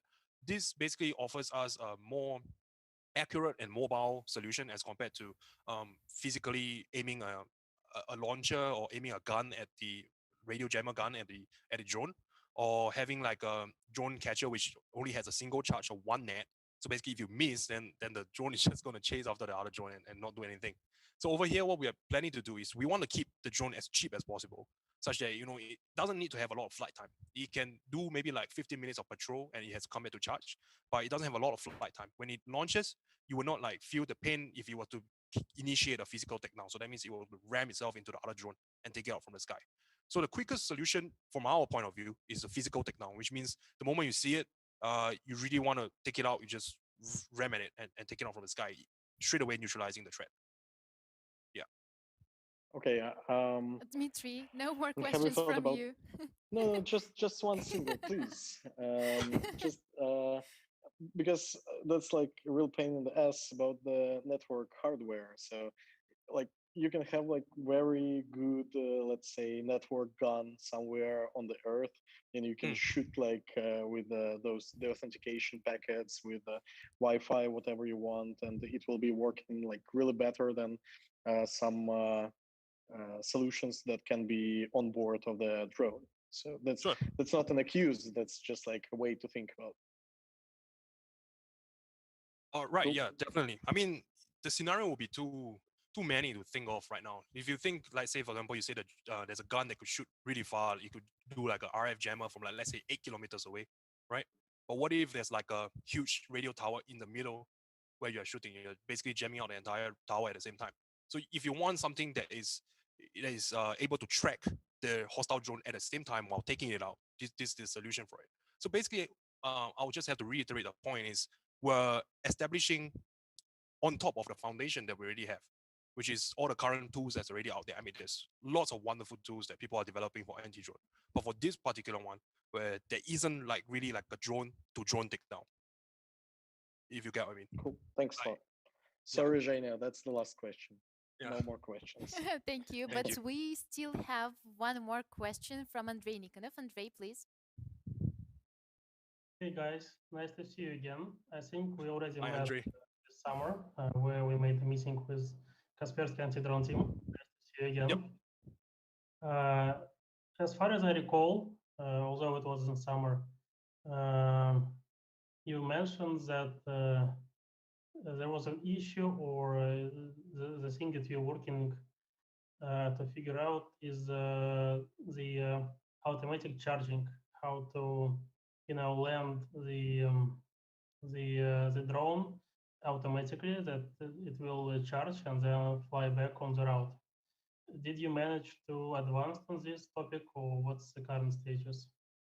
Oh, no, we've taken a totally different approach on what we was doing according to Salma, because as I told you back then, the problem of funding is still a huge problem to us. As you can see right now, currently we are only working with the DJI Tello drones, which is actually the cheapest one they have on their product line. So unless like we are able to get funding into go full on research into this, I don't see that we are able to come up with an engineering solution for the auto charging part. But what we've advanced so far, just to keep you updated between summer and now, is that we've managed to come up with a tracking system, which we were not able to do back then. Means basically now the drone is able to track the movement of a hostile drone, and you will move exactly with it, which comes with the flight and track module. Basically, what we do is that we take in a video feed on our Raspberry Pi, and then the Pi will automatically calculate the coordinates between the different pixels, and using that we come up with a hypotenuse, and then using that hypotenuse we calculate the CM movement between the different drones, such that the drone is able to directly track after the hostile drone that's moving around. Yeah, but that's the advancement we have. The advancement is relatively slow because all of us are still undergraduates and we don't really have any kind of funding from the school, or most of the stuff actually, the drones themselves, we actually borrowed from our professor personally. Like he has the drones and we borrowed from him. Yeah, so advancement is relatively slow because due to funding problems, as I said. Okay, well, let's catch up in maybe a few months or later, when you will develop this feature with auto charging, and that's like the biggest stuff that our anti-drone was interested in. So, sure, definitely, we'll keep you in the loop. Okay, thank thanks. you. Okay, Andre, thank you very much for the interesting proposal for our team. Team, thank you for your presentation, and please stay with us till the end of this live stream. I hope it would not be too late in Singapore. And we're ready to proceed to the next pitch. And all of our next presentations would be dedicated to security awareness games. But before we start, this would be the last presentation in this block, after which we're going to have a short break for a Kahoot survey. My colleagues have already sent the links to Kahoots to the chats, both Discord chats, YouTube chat, and Facetune on the Secur'IT Cup website. So please follow the link, and if needed, if you would like to, you may use browser or install the application to participate in this digital fun activity. And for now, we'll proceed to the next pitch. And the next pitch will be represented by Daljikov Alex, who is currently located in Kyrgyz Republic. And Alex, hello. I can't hear you, unfortunately. Could you please turn on your mic?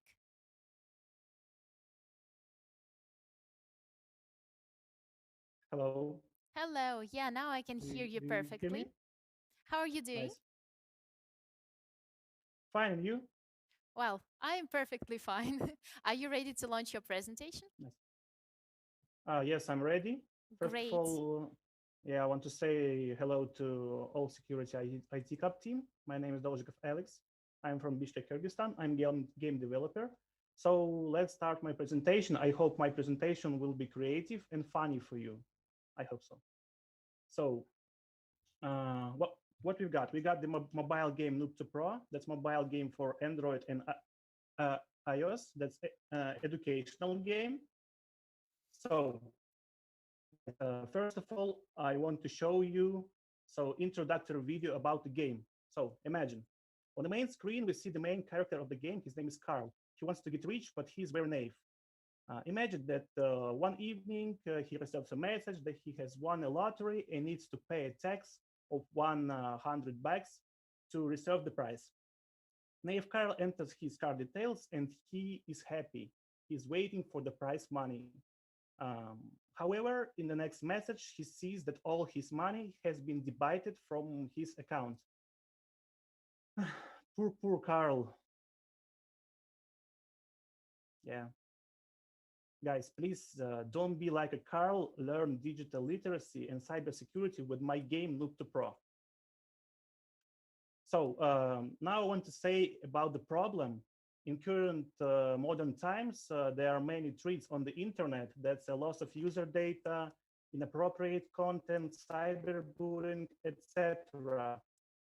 And it's not worth it that a defenseless segment of the population, children from 7 to 16 years old, spend about 7 hours a day on the internet. And of course, they can face these problems.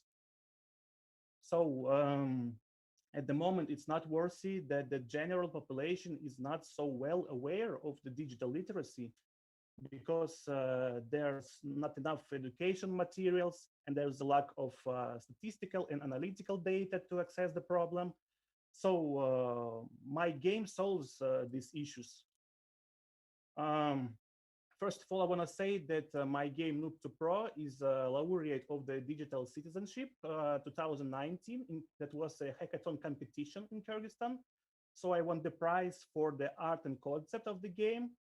So that's why I actually realized this project. So now I want to show you the main mechanic of the game. The main mechanic of the game is the game simulator.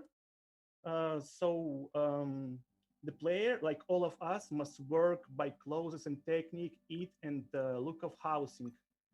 All the required resources. In our game, the coins.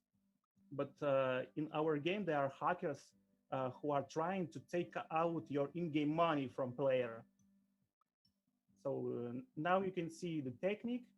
So you can buy technique and level up. So you can find a new job and you should buy a food. And the second main mechanic is of the game takes place. It's a digital literacy and security quiz. The player needs to answer of the questions correctly in order to repel hackers' attack and save their resources. The game has more than 100 questions on various themes. That's a cybersecurity, digital literacy, methods of protect yourself against cybercrime, malicious software, data security, antivirus, internet threats, and general info about the computer. So the questions were checked by experts of the Public Foundation Civil Initiative of Internet Policy of Kyrgyz Republic. And the game simulates situations so that after the game, you will be ready to protect yourself on the internet in real life. If the player does not know the answers to any questions, he can always click Google and refer to the guide. We can see it on the right screen. So the next slide. My game is developed on Unity 3D platform for the Android and iOS smartphones. And in my game, I have the admin panel for the users. The user can suggest the question for quiz by himself, and the support will moderate it. If the question is good, we will bring this question to the game. What else? My game has 3 localizations. It's of course Kyrgyz because it's an educational product in Kyrgyzstan. Russian because the Russian language is the second in Kyrgyzstan, and I want that all the Russian community will play my game. And of course the English language because I want to scale my game.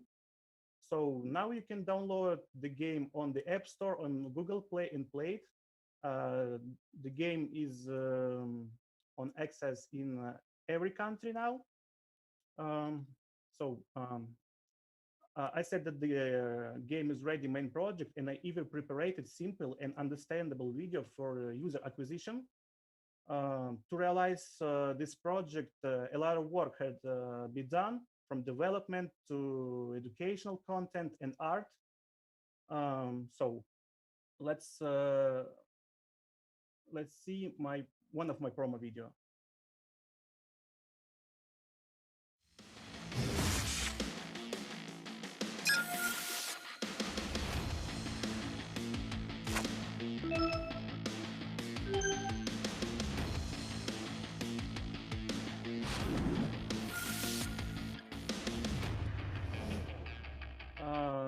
So that's why I participate in this competition. So I want to scale my education project. So thank you for the attention. Yeah, I want to answer all of your questions. Okay, Alexander, thank you very much for your presentation. And I see now that we have 3 questions. The first jury member to turn on the camera was Stephen Fernal. So he would be the first to ask his question. Stephen, please. Thanks very much.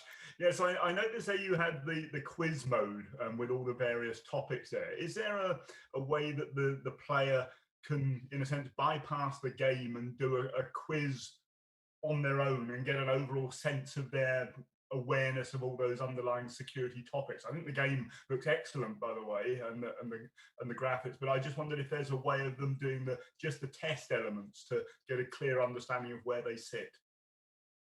Okay, so yeah, I've got the quiz in my game because I think it's a good method it's good method for education, so you can know something with your mistakes. So yeah, and I wanted first of all do the game only in quiz mode, but I thought that the players need some fun. That's why I realized the real life simulator. In the game, I have the many modes, and the 7 minutes it's too small to talk all the info. So I focused only on the quiz mode. Okay, thank you. Yeah. Okay, Alex, thank you for your answer. And the next jury member to ask his question will be Fuad Kulif. Fuad, please.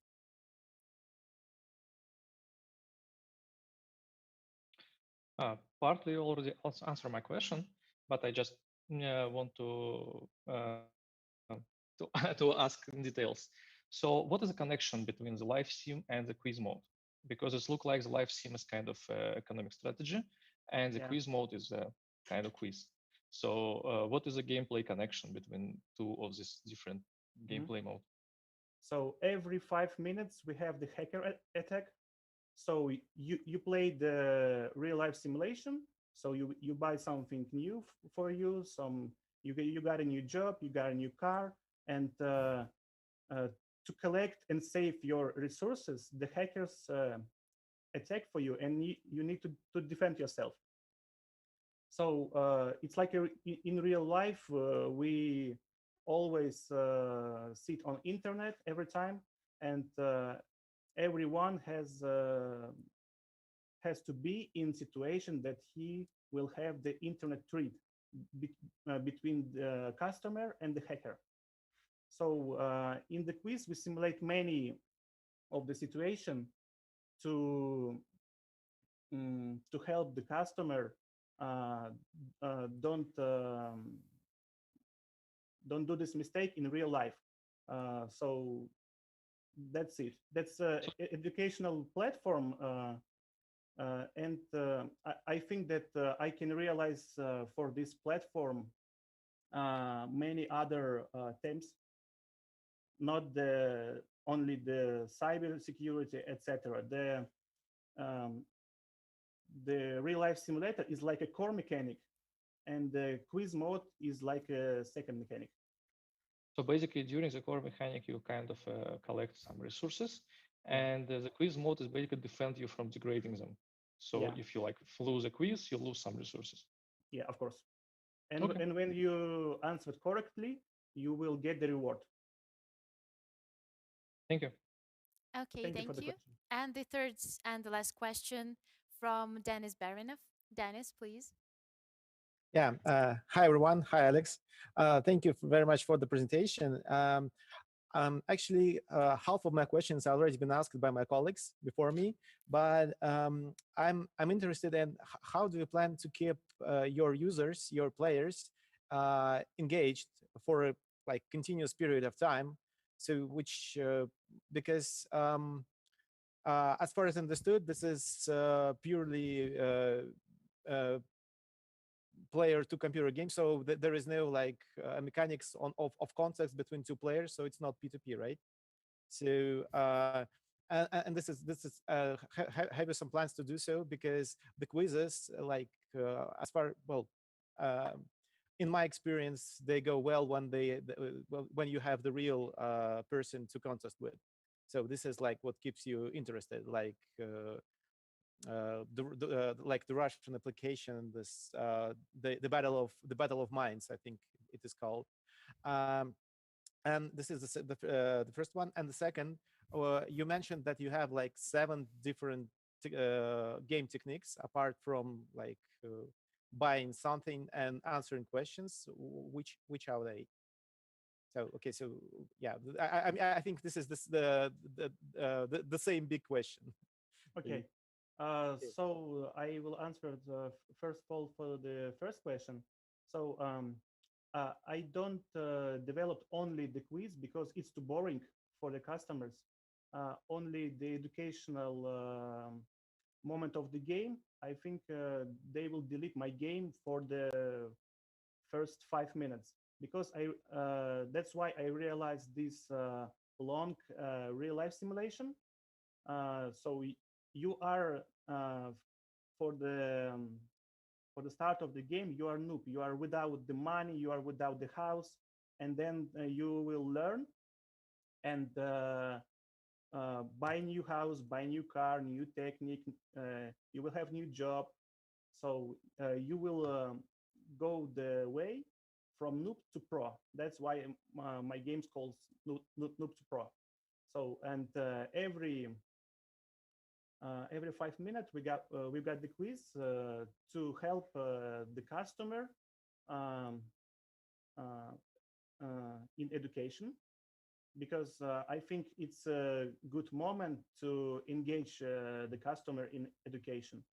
So for the retention, I made the push notifications. I made the double collect of the coins. So every new start of the game, you have the double coins, so you can buy something new, and then you will answer more questions. So can you please repeat your second question? Player to player. Do you Okay. intend to create some environments where 2 players can battle with each other on for like quiz or something like this? Yeah, I think I can realize the mechanic that one player will play for the citizen and second player will play for the hacker. So the task of the hacker is to steal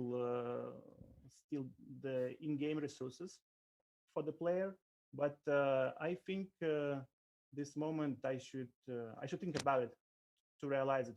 For now, it's a single player educational game.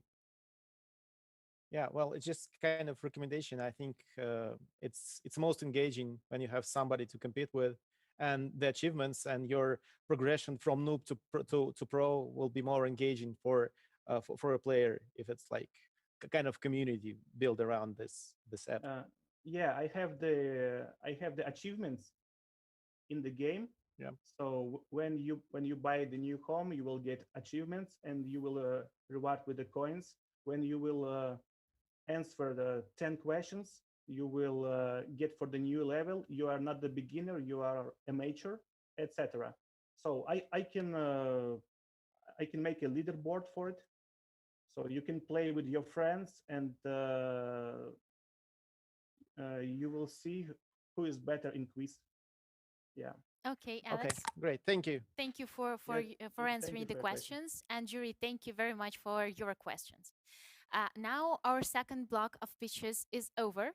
And in order to switch a bit the mechanics and in order to involve more our participants of the online stream, the people who are watching our presentations, we'll be launching a Kahoot survey right now.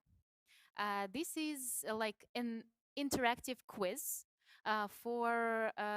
we would actually award the top 3 winners of of this quiz later after the event is over with some Kaspersky souvenirs. So in order to participate in this quiz, please, you see now on your screen, join at www.kahoots.it and enter the pin codes that you see right now on your screen. The pin code is 8727099. Now I see that we have 8 people connected.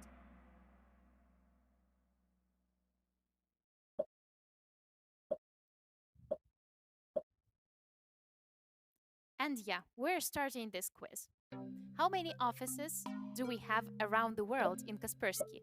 1, 12, 35, or 48? We'll have 8 questions in the survey, and actually we count not only the rightness of your question in the survey, but we also count the speed of your answer. And the person who answers the questions correctly and faster than all of the others receives the biggest amounts of points. We have 9 answers already. Still several seconds left by the end of this question.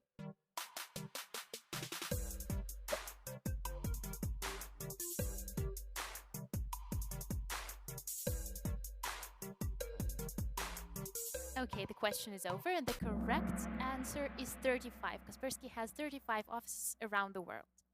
Let's proceed to the next question. What is Kaspersky's main motto after the rebranding in 2019? We have 3 options here. Don't look back, hard to find, easy to lose, and impossible to forget. Bring on the future, and keep the eye on the present.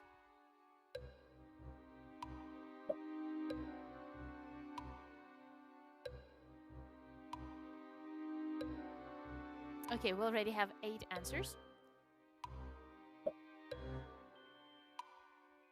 Several people still left to go, as far as I remember the total amount of people connected to this survey.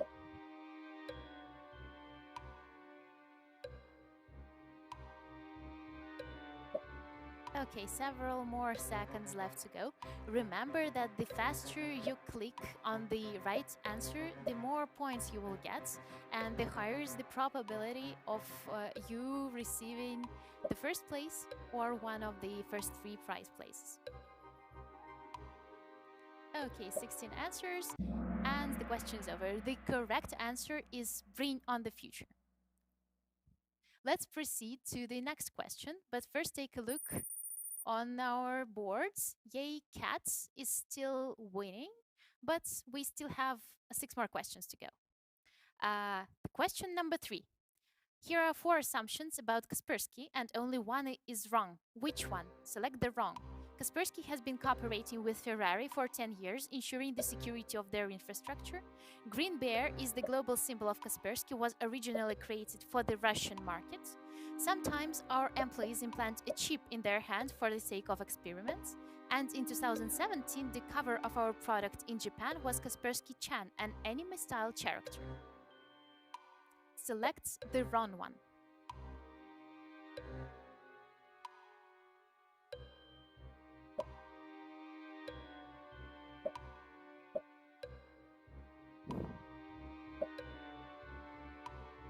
Still have about 15 seconds to go.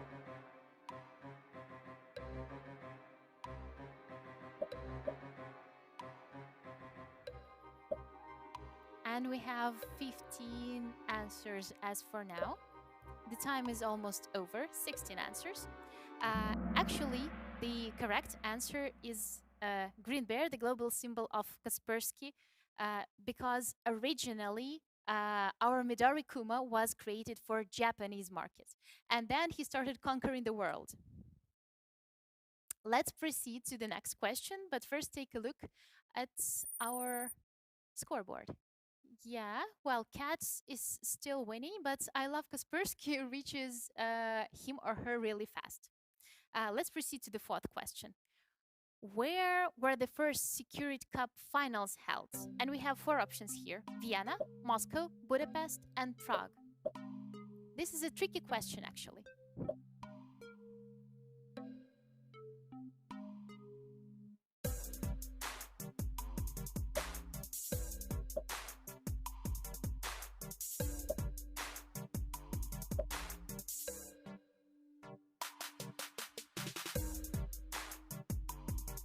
Actually, I may say that among these answers is the one we have one city that was proposed as the city for Secur'IT Cup finals this year. So in case there was no pandemic, maybe we would have visited one of these cities.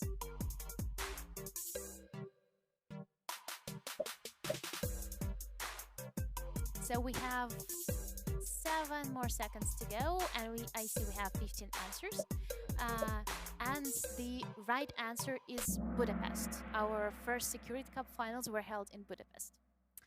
And next set of questions is not about Kaspersky, it's more about ID. So let's take a look about what you know about IT and cybersecurity. Which virus is considered to be the first known virus according to the majority? Creeper, Reaper, WannaCry, or WannaDie?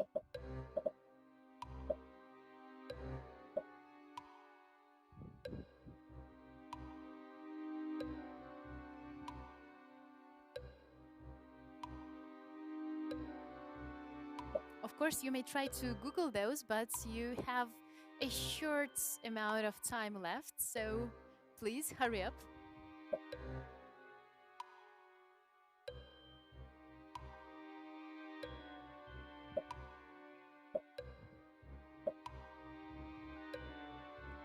Well, 20 more seconds to go. We still have 13 answers. So I think some of the participants are still Googling the right answer.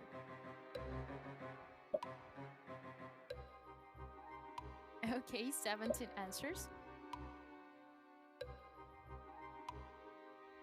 Now the time is over, and the correct answer is Creeper. And Reaper was actually the one that was hunting Creeper and deleting it from the computers that were, well, kind of toxicated by Reaper. Next question. Let's take a look at our scoreboard. Yeah, the cat is still winning, and I love Kaspersky is again trying to approach the first line. So the next question. Which password is the second most popular in 2020 according to NordPass? 1, 2, 3, 4, 5, 6, 1, 2, 3, 4, 5, 6, 7, 8, 1, 2, 3, 4, 5, 6, 7, 8, 9, or password? Which is the second most popular this year according to NordPass?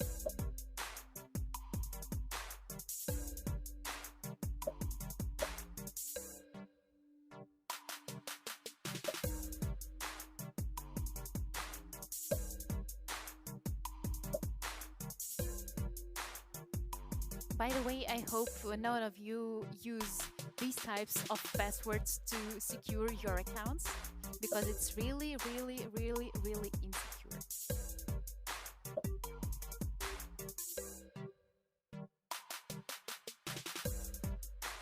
So we have 13 answers and 5 seconds left. Hurry up. Okay, so we have the correct answer is 1, 2, 3, 4, 5, 6, 7, 8, 9. Maybe because the current password forms imply restrictions that you need your password to be at least 8 symbols long. And let's proceed to the next question. Yeah, cat is still on the top. This one is complicated. The RSI cipher is so resilient that creates gave a hint to people. How long did it take to encrypt the phrase in total? 15 hours, 15 weeks, 15 months, or 15 years? Try to guess.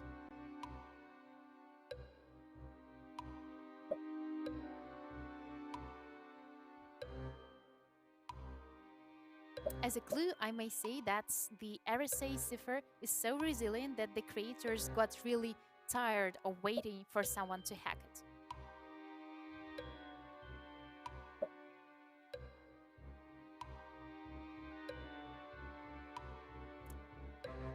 We have about 15 seconds left and still 12 answers. Guys, hurry up.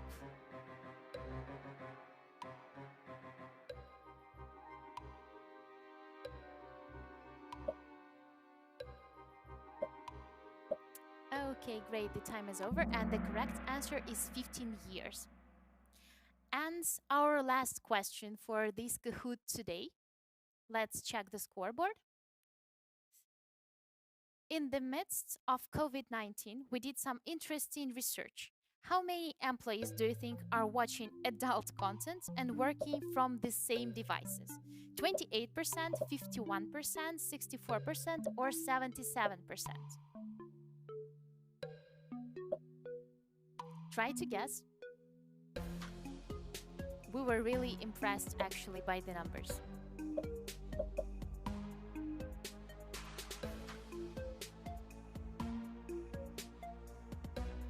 Well, answer to this question takes a bit less time than told previous ones. I see we already have 13 answers and more than 20 seconds left to go.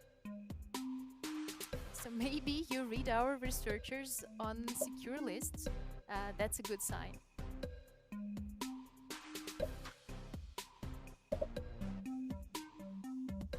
Okay, already 18 answers. And 5 seconds left to go before we announce the right answer. And the right answer is 51%. 51% of users watch adults' content and work from the same device during the COVID pandemic. What a shame. Let's take a look to our scoreboard and our podium for this Kahoot survey. The first place takes Cat with more than almost 4,000 points. The second place is taken by Tomato Potato with almost 3,000 points. And the third place is taken by Winston with also almost 3,000 points. And actually the best amount of correct answers was 4 out of 8, as you may see, but I'm pretty sure that Cat was just the fastest to select the correct answers. Thank you guys for participating in the Kahoot.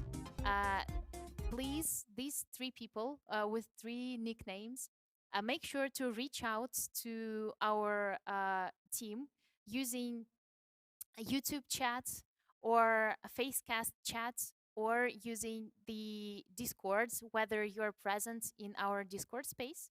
If you're not, you may just join it via the links that our moderators provide throughout this event. And as this short survey is over, we're ready to proceed with the presentations. And now I think that we'll start with presentation number 8, if I'm not mistaken, with counting. Just give me a second so that I would introduce the team. And this team represents the country from which we have never had finalists before. It's Paulo Fabri and Pedro Fabri from Brazil. Hello, guys. And their team is called IP Square. And now Paulo and Pedro will pitch us their game. Are you ready to start your presentation? Yes. Okay, great.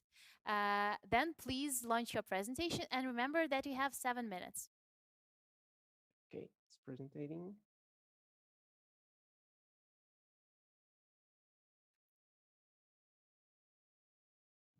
Okay. So, hi everyone. Good morning, good evening. Don't know where everyone are. I am Paulo Fabri. I'm an indie game developer, and I also work with information security. And this is my brother. I'm Pedro Fabri. I'm a software developer, and I work with some game developments also. And so our proposal for this contest is an awareness game, okay? But we wanted to make a game that was educational but not boring.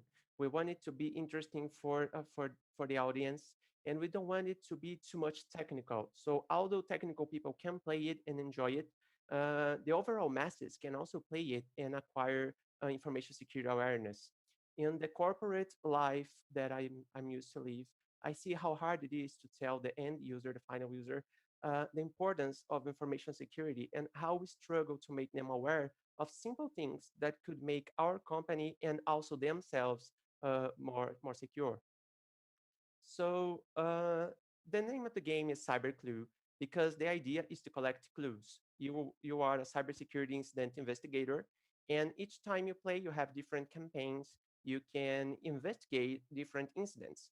And you do this by talking to people, interacting with objects in the scenario, and receiving questions by which you need clues to answer.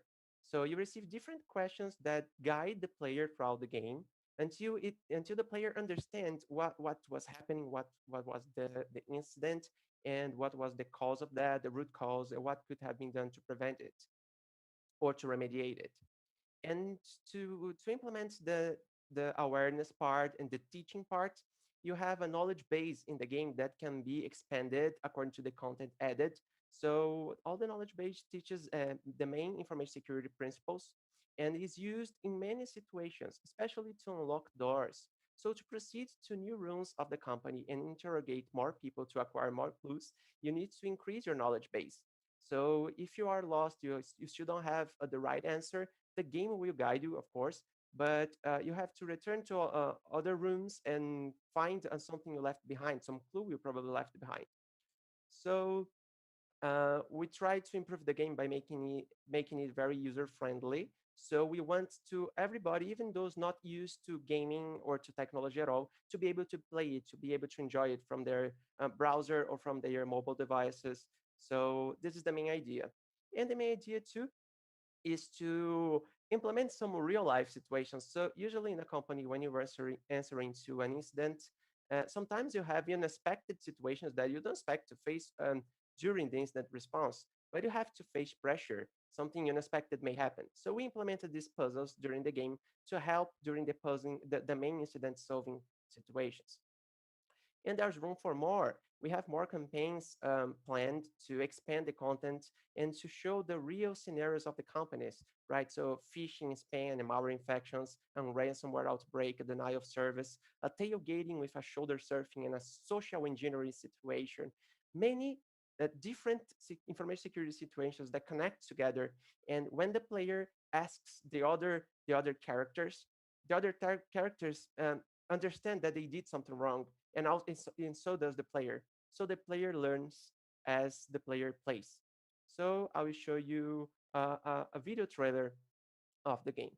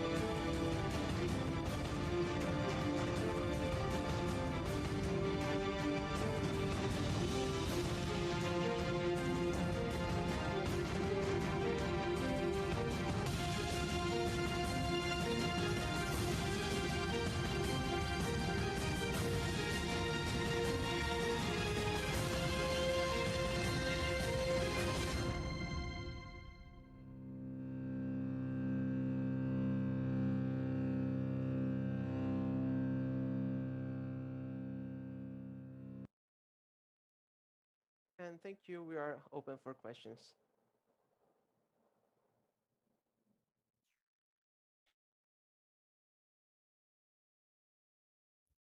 Thank you for your presentation, team. I see that we have 3 questions already. And this time I suggest us starting with Stephen Fernal because he was again the first to turn on the camera. I was the last to put my hand up, but I realized I didn't have the camera. I thought I'll get there. Okay, thanks very much, guys, for that. You mentioned as part of the presentation that it's possible to add new scenarios. You talked about doing that. How easy, how straightforward is it to add new scenarios? Okay, so the main challenge is to bring a real life situation and convert it to a logical way for an average player to understand. So we we can take any incident report or anything that happens in the world and try to convert it in small pieces and in understandable pieces for even no technical ones. So that's what we did in this case for the campaigns we have, and that's what we will do in future cases. And that would allow companies as well, if they wanted, to customize something for their real life experience.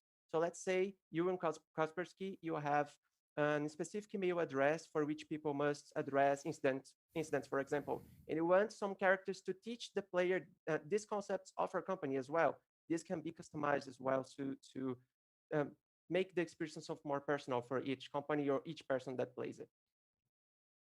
And a bit of a politician's answer there, in the sense you told me all about the process, but you still didn't answer how long it might take to. So, say I had all of the information available to me, how long would it take? Sorry, I was going to answer it right now. Okay. You hear me, right? We made the game entirely in models. So to build a new campaign, we believe 1 to 2 weeks at max. The entire game was built in a way that we can expand it as much as we want and add a new campaign. So I believe 1 to 2 weeks for a new campaign at maximum. Okay, thank you. Okay, thank you, team. And the next question from Alina Tan. Alina, please. Thank you. So thank you so much for your presentation. I just would like to know whether if there are actually multiple endings to the game.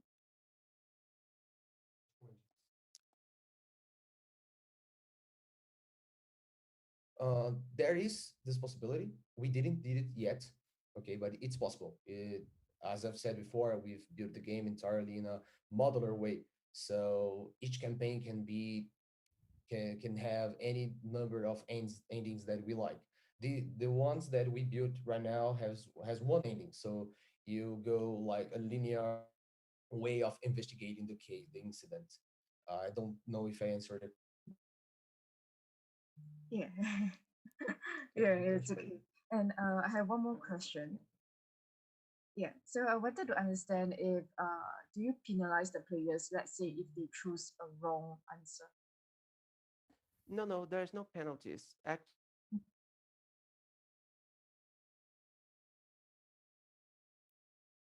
Well, it looks like guys have a low signal. Yeah, it looks like Paula and Pedro are low in the signal currently. Hopefully they will restore the connection in a moment. Yeah, just for the moment, take a look at me. I'm still sitting here. While, yeah, I hope that boys will reconnect in a moment. I know that they're sitting in the same room, so if the internet is unstable, maybe it's unstable for both of them. Actually, before they get connected back, I'll talk a bit about what we've left to for today. After the presentation and Q&A for Paul and Pedro would be over, we'll proceed with 2 more pitches. And then we'll listen to a very interesting lecture by Marina Mesnikova, who is currently the head of Russian R&D Center in Global Research and Analysis, Team Kaspersky. and she will talk a bit about the COVID cases of this year and different types of attacks that the world faced during this year and that were specifically connected to something COVID pandemic related. And she actually messaged me today in the morning that she will make a fun and lively version of this presentation that includes a nice portion of memes in the very beginning. So I hope you will enjoy that presentation. And after that, I hope that during Maria's presentation, the jury would be able to make the final decision on the teams who will be awarding today, and we'll be holding the awarding ceremony. And actually, this is it. So we have left not that much to go for today. Yeah, and unfortunately, it looks like Paulo and Pedro still cannot I'm back. connect. Can you hear me? Sorry for that, guys. I'm really sorry. Can you hear me? Okay, we hear them. That's great. Okay. Okay, so let me finish answering the question. I don't know if you heard what I said, but so there's only one ending right now for each campaign, but multiple endings can be implemented, and there's no bad penalty for the player if the player doesn't have the right answer or he needs help after some tries, some attempts. There are tips that will appear on the screen and NPC characters that will guide them through the campaign. So there's no game over. There's just how much time the player itself takes to understand the logic behind each incident. Okay. I'm sorry, Alina, for Okay, the Paula, connection loss. everything's fine. Thank you for returning back because we have one more question to go from Dennis Barinov. Yeah, I'm so happy that you reconnected, guys, because, well, first of all, I'd like to say thank you for your brilliant presentation. And actually, for some, unfortunately, we don't have the evaluation criteria stating like how epic the soundtrack is. But if it were, you would get 10 out of 10. It's like an amazing thing. Thanks. Well, and my question, I have two on them actually. The first one, do you have some general plot behind the game? I mean, some ultimate goal, a culprit to catch with your investigation, or is just the separate cases? And the second question, and I totally didn't get the thing with cappuccino, you know. So how does it correspond with the cyber crimes investigation? You said that that's if you discovered some clues, you go into investigation of like a digital forensic stuff or something like this. But I don't understand how it worked. So could you please explain this one to me? Or just for this? Let me, Yeah. yeah, the connection is still a little bit not that good. So I will answer the second question and then I will ask you for repeat the first one. Okay. I got the question. Oh, okay. So yes. So the general plots. Yes, there's one thing that happens. Each time you start a campaign, an incident has occurred, and your goal is to submit the security incident requires that you have evidence, clues. So you need to have the substantial clues to justify your answers to your boss. So the game, there are some players that will guide the player. So when the player talks to the boss, he already has the picture like a puzzle solved. So he can deliver the final answer to the boss. But until then, you have to go through investigating and creating your security report. And regarding the cappuccino, yeah, the cappuccino was more like a joke from us because you know, we from IT love coffee, at least we do. But the main goal was adding challenges, small challenges. The cappuccino is a mini game, and you need to bring coffee to Haim. That's our main investigator, and she needs coffee to do her tasks in the game. And we added it because we wanted to add something to the game to make it a little bit more challenging, but not a technical challenge. So asking for, oh, help me hack this proxy, it's too technical and it doesn't help. So, but no mini games doesn't help either. So we wanted to add it. And it's a real life situation because I've already had some colleagues and a boss that couldn't work without coffee, even during pressure times, during instant response times. They needed coffee to get things done. And it's a real life situation. So I think that Okay, Pedro, could you I continue for believe. your brother because it looks like Paula has again interrupted Yeah, signal. his computer froze. So what he was saying was he was in real situations where he needed to bring coffee for his boss. We know it's not a big deal, it's not a big thing, but as I've said, we wanted to add some challenges without making too much technical. So he bring just caught some personal experience with the investigation process and put it in the game in a way of mini games. You probably saw the steps, the button steps that represents a proxy sock, but sorry, that represents encryption in the main server, but we didn't want to make it too technical. So to break the encryption, the main server just need to walk in the puzzle to make it a challenge, but doesn't make it too technical. Again, I'm repeating myself here. Okay, okay, I got it. So it's for fun mostly. Okay, thank you, guys. Yeah, make it fun. Okay, thank you guys very much for your presentation, and thank you, Dennis, Stephen, Alina, for your questions. And we're ready to proceed to the next team. And our next team will be from Egypt, and they were actually the participants of our Egyptian student conference last year, but unfortunately did not get to the finals. But this year they finally managed to do that, and they developed a security awareness game. The team name is Lit Geeks, and it consists of three young gentlemen: Karim Salim, Hassam Mustafa, and Abdul Rahman Yusri. Hello, boys. Hello. Hello. Hello, how are you doing? Great. Thank you. Okay, if you're ready to start your presentation, please do that. Hello, everyone. This is Karim Slim from Team Lead Geeks. And today I'm pleased to introduce our project, League of Leads.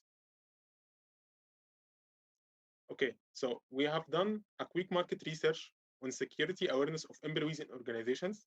Surprisingly, we found that most of employees lack the security awareness to stop preventable security attacks, like phishing, for example. Although they claim that they can differentiate between a phishing link and a normal one. This takes us to the second part of the problem. According to Talent LMS survey, most of employees states that the ungamified or traditional training is inefficient and boring. And also, according to market size, gamification education market is expected to jump to 1.8 billion by 2023. So we thought about these problems and we came up with League of Leads. And now my colleague Abdurrahman Yusri will explain our solution in details. Thank you, Karim. League of Leads is a security card game that aims to raise awareness about cybersecurity concept in an interactive and gamified way. It's easy to learn and to play for all people, as the players in the game have to protect their systems um, through attack and defense techniques, which are represented in cards, which can be combined, simulating real-world scenarios. For example, the phishing card and how phishing attack can lead to malware infection. As you can see in the photo, it led to a ransomware infection, which is represented through chains locking the opponent's battlefield, giving the player the feeling of how dangerous the consequences can be through animated attacks. We also have competitive leaderboards with various rewards for first place winners. Our game is being made by Unity Game Engine, giving us the power to support multiple platforms. We also have improved the gamified experience by adding 3D visual effects. And now my colleague Hassan will walk you through our revenue streams. Thank you, Abdurrahman. Our revenue streams are based on supporting purchased card packs to buy premium advanced attack and defense cards. Also, having vendor-specific card packs sponsored by companies. For example, a special pack for Kaspersky products. Finally, customizable on-demand editions for security training programs. For example, a specific edition for incident response team. Here is a demo of our game running on an Android device. Each player starts the game with a set of random cards and has its own system that tries to protect from other players' attacks. The goal is to use your card's power to lose your enemy's points first. Each card states an attack or defense concept with different levels, powers, and points. Also, there is security information about that concept in each card. Here we will play the firewall defense card, which will increase our system points. Here is another card with a social engineering card, where give the player the ability to show one of his enemy's cards, which simulate the real social engineering concept. This is another scenario with DDoS attack card. If we try to play it, it shows us an alert saying that we must have a zombie first on our side. So let's play the Footmaster, then playing the DDoS attack card. And here with another scenario where our enemy will play his phishing card to play a ransomware attack, which will lead us to win the battle.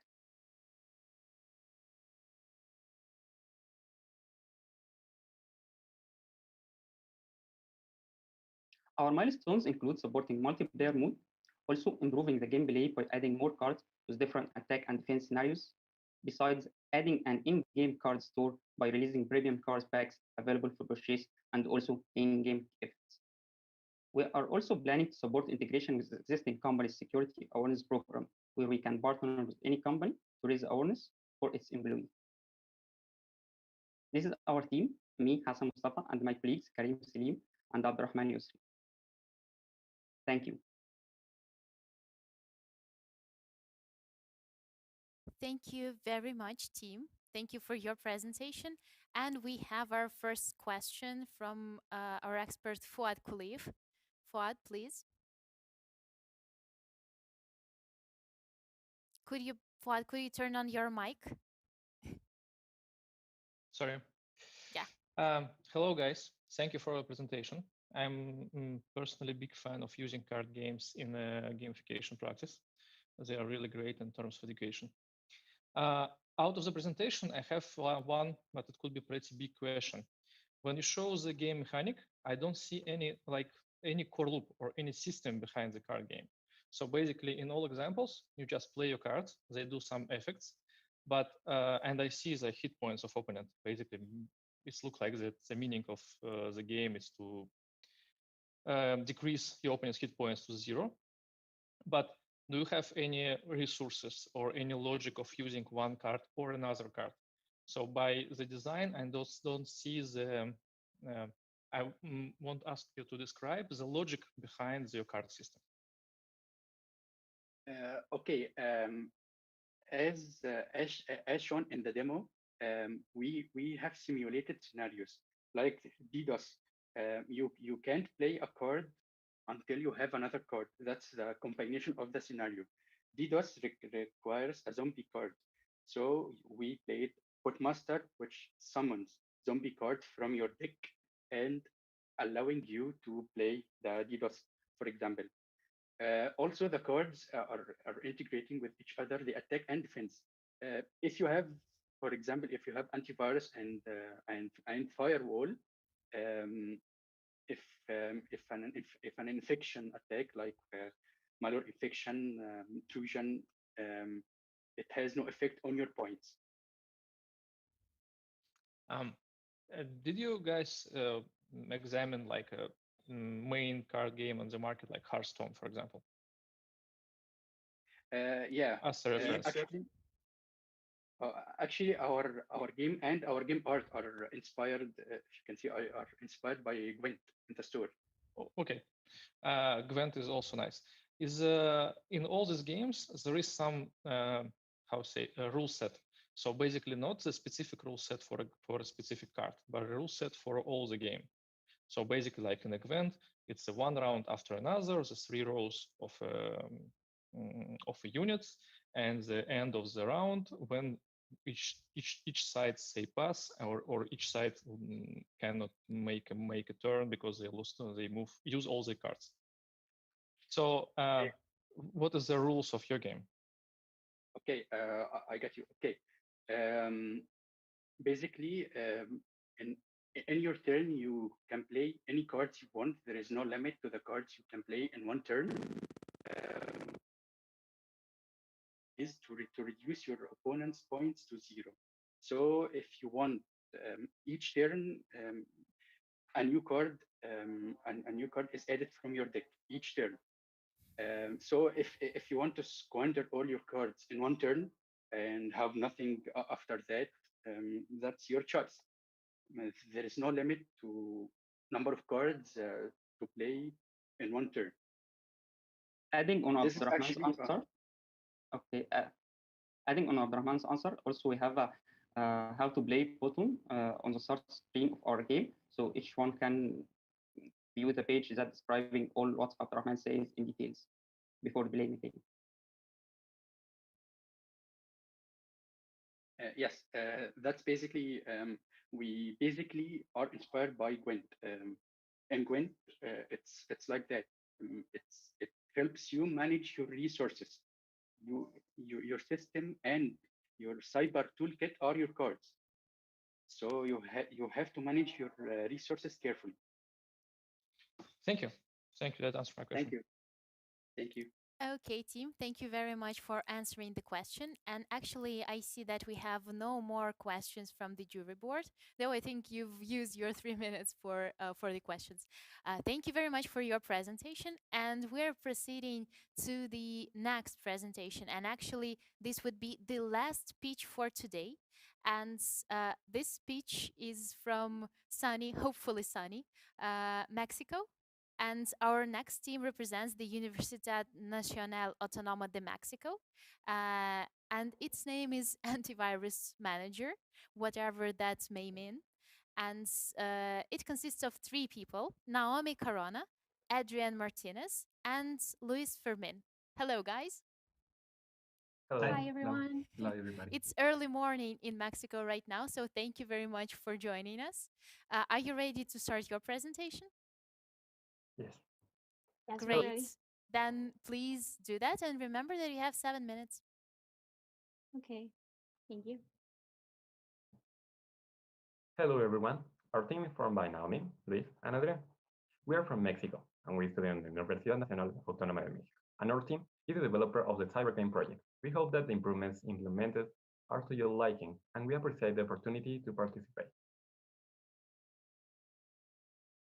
Cyber Games is a strategy game simulator where the player is the director of a company whose goal is to build the best antivirus.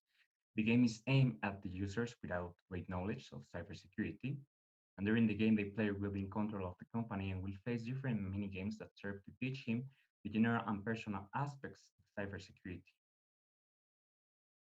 Well, now for our objectives, here we have to highlight that we always have in mind the player. So as main objective is to seek the development of the player in cybersecurity through the mechanics of the game, because we want them to improve the knowledge that we provide through the mechanics. The other objective is also to inform the player about the importance of cybersecurity, trying not only to spread the concepts, but the application of them through the creation of an antivirus. And this antivirus will be personalized by the player in the mechanics. So the mechanics consists of 3 main parts. And the first part is the distribution of the starting point. And as you can see on the screen, we provide the players the chance to name their antivirus and choose the difficulty. And here they have to distribute some points in different branches of cybersecurity. Main game. This is the part where the player will be able to know the politics, economy, and educational global state, along with the profits and popularity of their product. In the left panel, the player will be able to have information that will trigger the negative and positive events of the game, general news, and the status of the threats that take place from time to time. The third part is the skill management.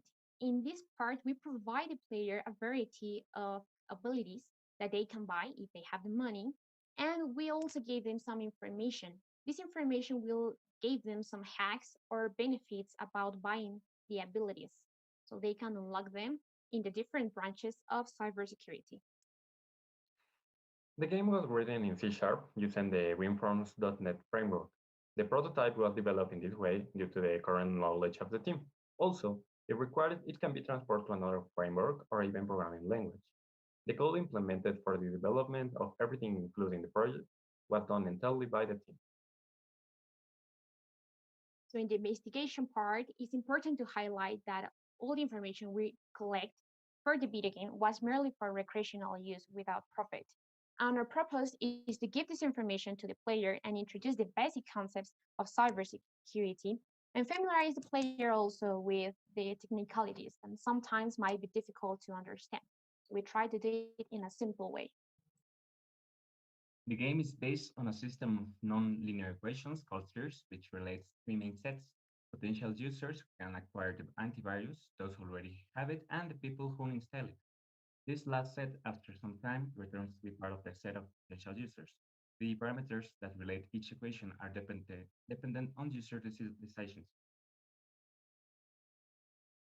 All the musical instrumental was created by our team. It was made with two applications, LMMS and GarageBand.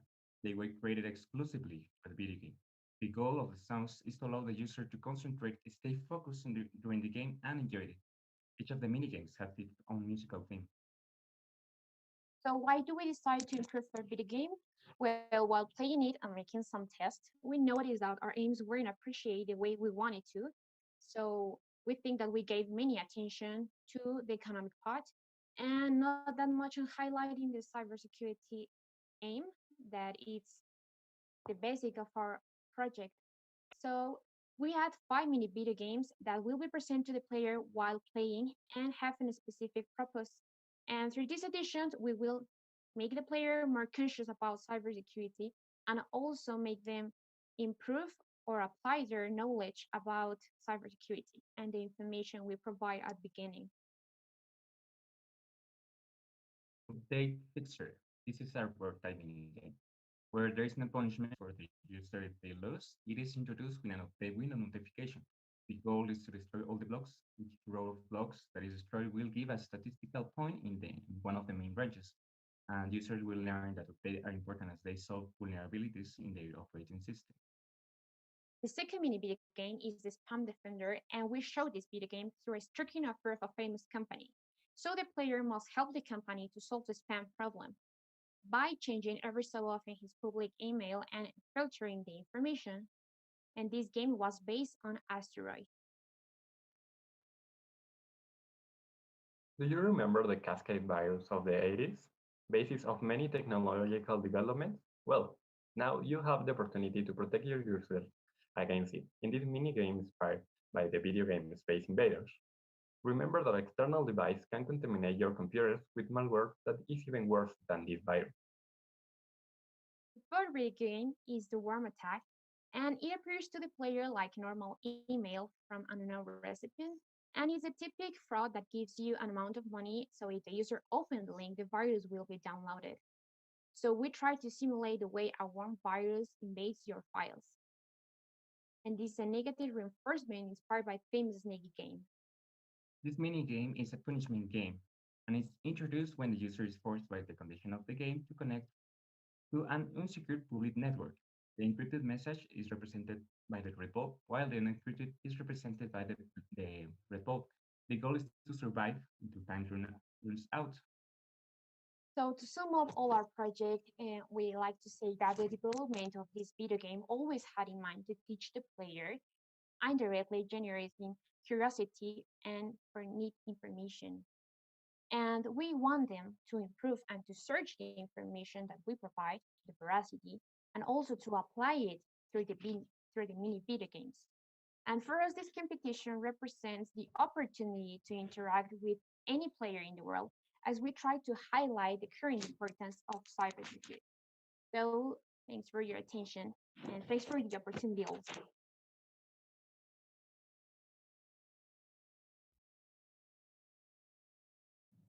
Okay, team. Thank you very much for your presentation, and you fit it into time. That's great.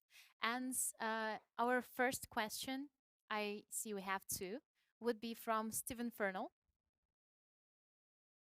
Thanks very much. Yeah, so as somebody who comes from the generation when some of those video games that you showed were first around, it was nice to see those being referenced. But that's not my question. My main question is actually, how long does the overall game experience take for the player? So you've got all those little mini games, but to play the overall game, how much time would somebody be devoting if you wanted to deploy it in an organization for your staff to raise awareness? Well, it depends on the strategy of the player.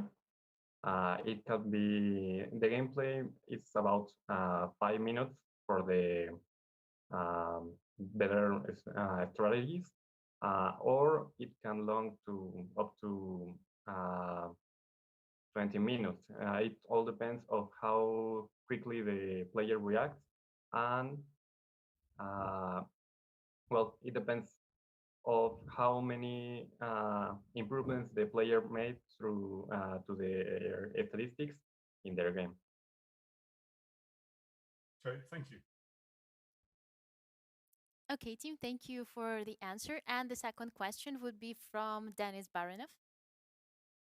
Actually, I'm with Steven on this one. I think that's the game is perfectly fit for all timers, you know, so you can throw everything out related to antivirus, to economics, whatever, just leave these games and you'll you'll make some money.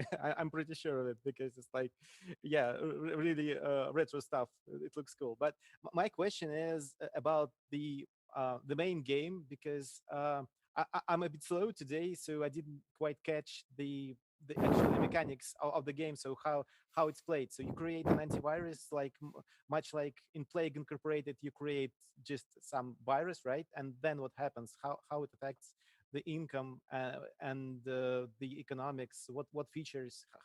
How it works, basically? Because, well, I didn't quite get it. Sorry. Well, in the main game, we provide the player the chance to name their antivirus, because it's the main of our project to create an antivirus. So first, they are going to name the antivirus and choose the difficulty. We have three parts. Well, I show in screen. And they have to distribute some points in the branches of cybersecurity, because in team we discuss about it and we think that it's the most important branches of cybersecurity. So we gave the player the opportunity to distribute these points, and from that it starts the game.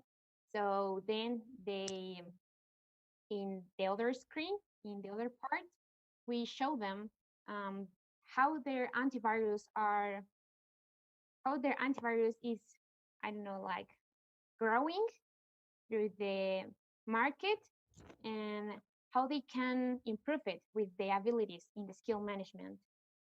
Okay, yeah, Naomi, and how many turns do you have? So, okay, so you choose the basic parameters, then you get some profit, and when what? So then you have to add something. So you have some additional resources to invest, or what?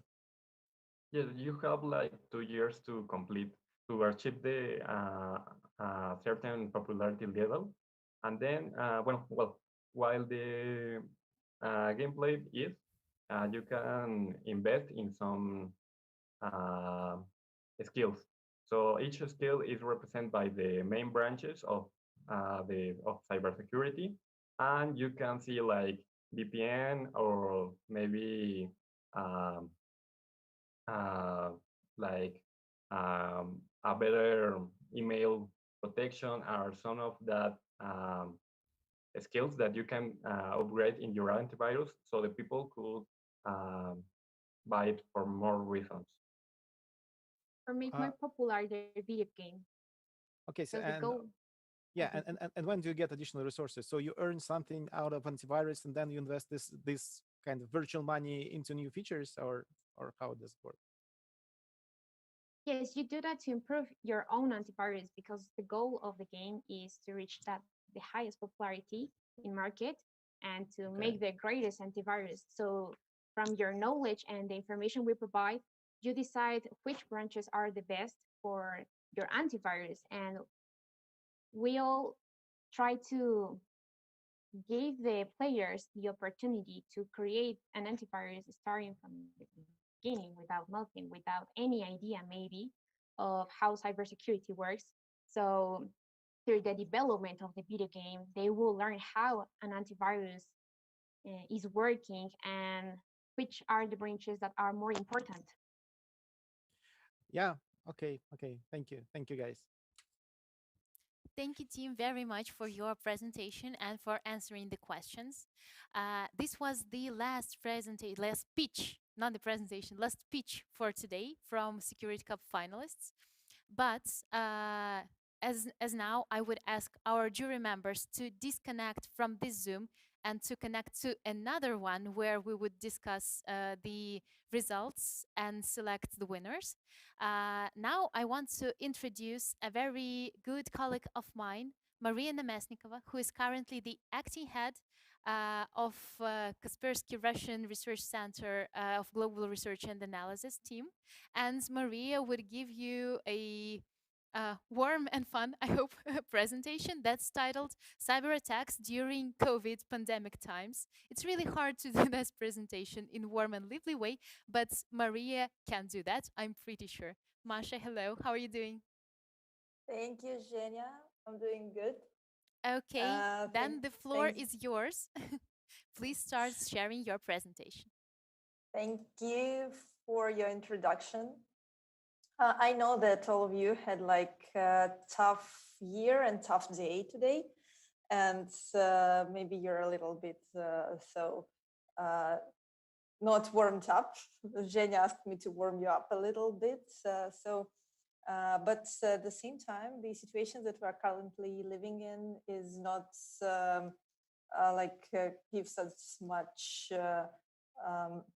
things to be, much things that are fun. And I'm not going about fun stuff here to talk about fun stuff here. I'm going to talk about how pandemic changed not only our offline world, which is absolutely obvious for all of us, and the way sitting at homes and being not able to travel and that stuff, but at the same time, how it changed our cyber world and how it changed the cyber world from the point of view of bad guys. But I'm going to start with a little bit thing that you might and might be a little bit relaxing for you, because every time we have the stressing situations, every time we have something that we fear of and something that we want to protect ourselves, what's the first aid for many, many people in the world? It's humor, actually. And first, in this presentation, I'm going to talk about cyberspace, cyber world, and the most funny part of cyber world is memes. And actually, there are so many memes about COVID by now that I cannot show you all of them. But you see, the memes also changed during the pandemic times. And that's what I'm going to start with. Okay, let's just remember what happened in the beginning of the year when all that stuff only began, and there were not millions, but only thousands of diseased people. And it was something, some exotic disease in China that no one knew anything for sure about, and no one was so much afraid of it. But there were already some memes that showed us how the things will go on. After that, by the beginning of March, end of February, there started some jokes about washing hands and about the sanitizers being so expensive that there were memes showing sanitizer advertisements as if they were perfumes. And for sure, a lot of memes about people traveling to Italy and to other diseased regions, very, very cheap. After that, things started going bad, and a lot of memes appeared about work from home, but pollution and For sure, the favorite ones of all of us are toilet paper that disappeared from all the shops, as you remember. Then the pandemic started to get like to new normal, and people started joking about them being like on quarantine for the whole their life, and they found out that their normal lifestyle is called quarantine. Or, for example, people trying to make a makeup or pretending to go for work in metro with just as if they really should do it, but they actually were in the bathrooms, as you see. It's like one of my favorite ones. And then summer started, and we had some pause. We could relax a little bit, travel in our countries, not so much for lockdown, could meet our friends, and the situation was a little bit more relaxed. And there were a lot of memes about how we are going, how the quarantine went for all of us, and like what happened after.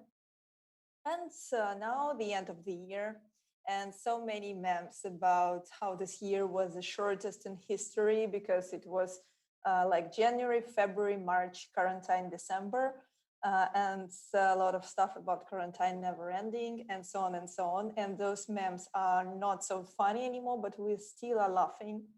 And I hope that everything will get back to normal someday, and we will have memes like get me back to quarantine, do not let me out to the office, and that stuff. But talking seriously, we are all here very interested in IT security, and let's look at threat landscape during those tough quarantine times, and what actually happened with common malware that anyone can meet and anyone can be hit by, and with APT actors, and with all of the other stuff that happens to people online who are targeted, what is used as a lure, and so on. So let's start with just some words. COVID-19 didn't affect bad guys much because, you know, they were prepared for remote work because they basically work remotely. So when everything started and many companies were shocked, and companies, universities, schools were shocked and started to somehow implement remote life, so to say, remote business, remote study, the actors and the other criminals were not that much affected, were not that much impressed by all the things happening. And all they could see is opportunity. And so all of them started using COVID-19 as a lure. And they started trying to sell things that didn't exist, like coronavirus cure or coronavirus vaccine. They started trying to make people read something about epidemics and pandemics after that. And there was actually no useful information, but say phishing website or malicious attachment somewhere there. So everyone started using it, including most sophisticated actors that are targeting businesses and governmental facilities. Also, not only the threat actors started changing, also the whole cyber landscape changed a lot, and many people started like using more mobile devices, and for example, the APT actors, so those guys who are performing the most sophisticated attacks, started targeting mobile devices.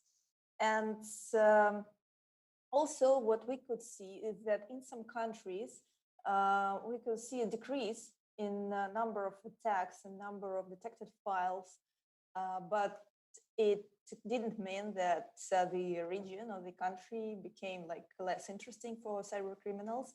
Just were mostly the countries where the lockdown and remote work were the strictest, And so a lot of office machines were switched off and offline, and that's why we could see those degrees. And this, as you see, is dynamic of threats that used coronavirus as a lure.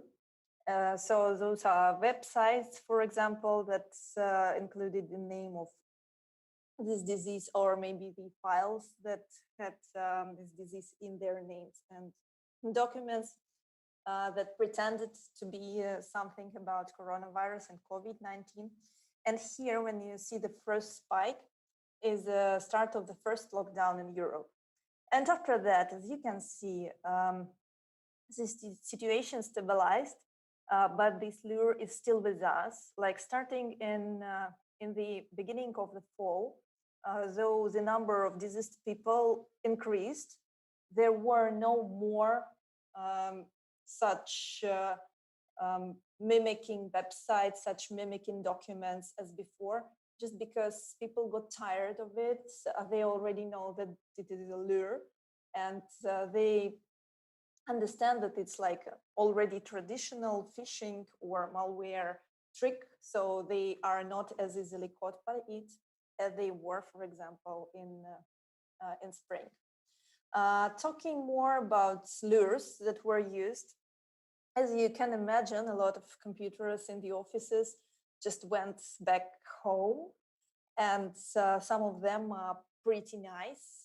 So people who couldn't like afford enough time to play computer games that were just currently shortly talked about, just could not do that at home. And now they brought their laptops home. They do not spend time to go to office and back from the office. And now they can play games like anytime they like, even like between two online meetings. And so what we saw in spring was strange gaps, strange spikes in statistics on Steam. And Steam became as popular as it never been, and there were more people online than ever.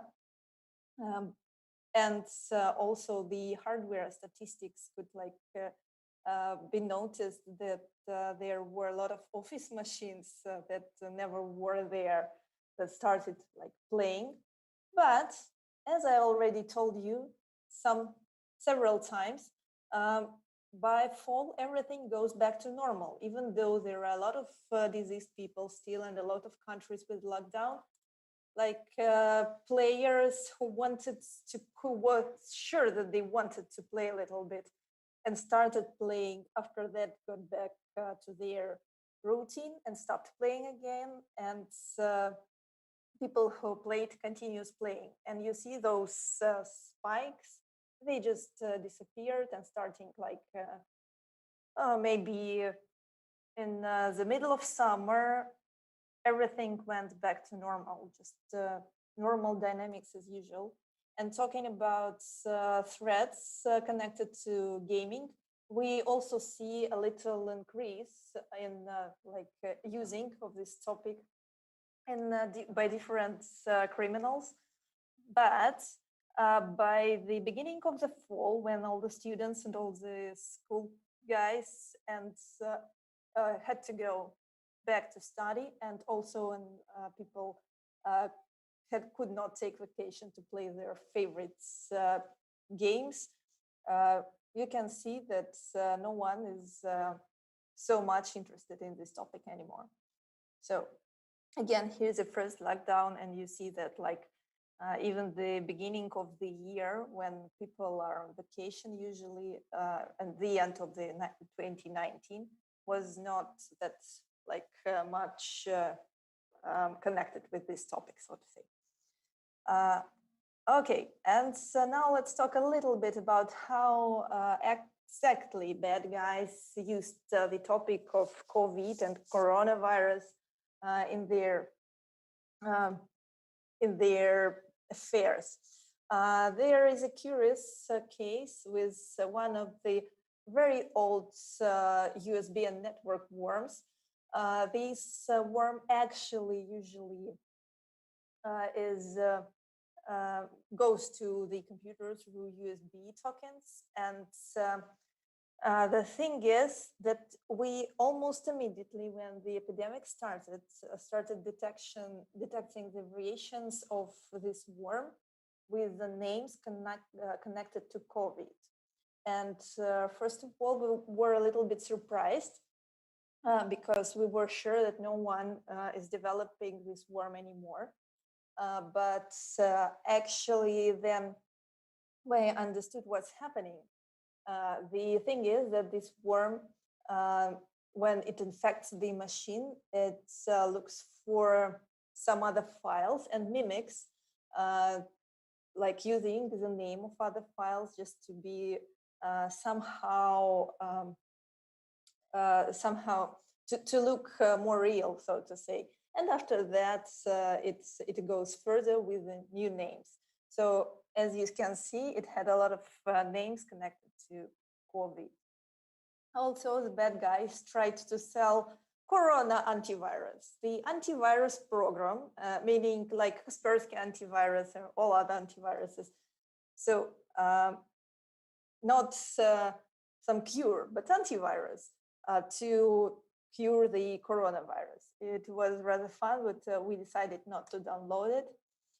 Also, there were a lot of email scam pretending to be messages from a World Health Organization and other organizations from different countries, promising vaccine, promising cure, promising more information about new measures and so on and so on.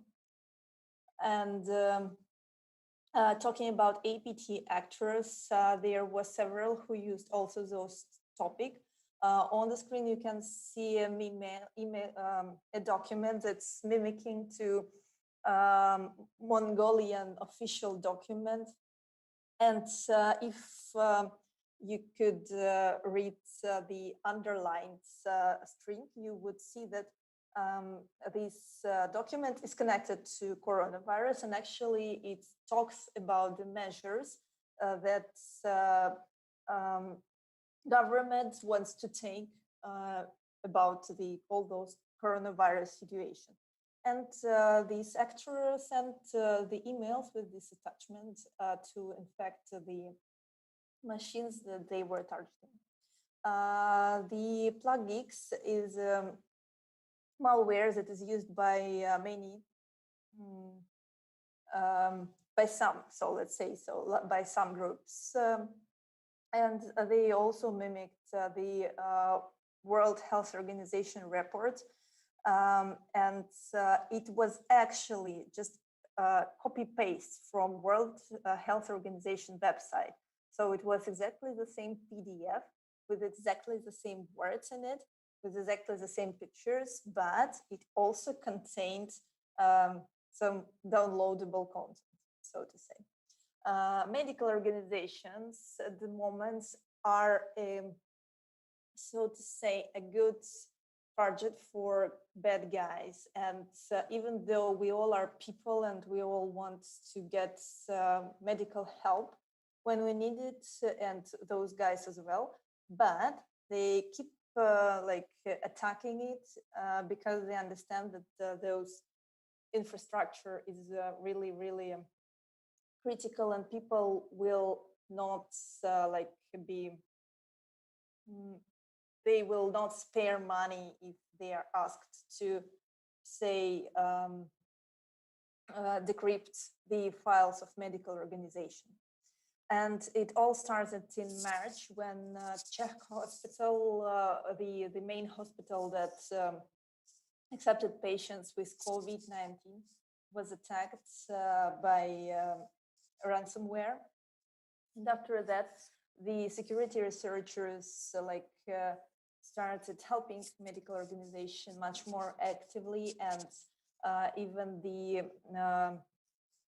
there is such a league, such organization, CTI League. You can Google it. They are very cool guys. They are researchers from different companies who are there to help medical organizations during these hard times. And they started their activity after that attack was performed. Actually, after that attack, there were a lot of more cases with medical infrastructure.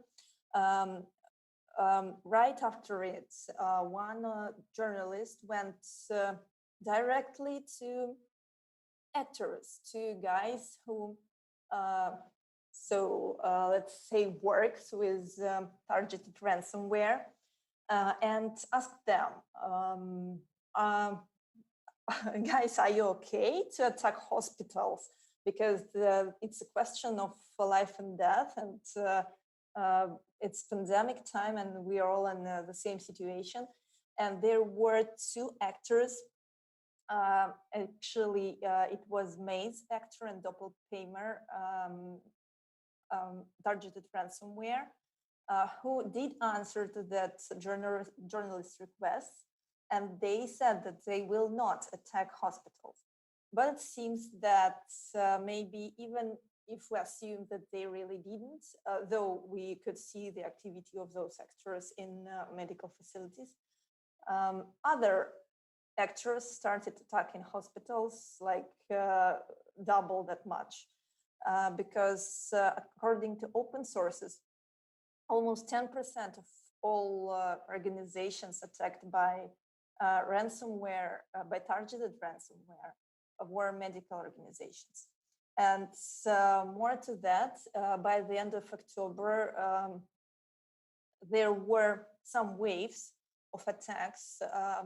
It was mostly talked about the wave of attack on the USA hospitals, and there were like more than 20 hospitals affected by that attack.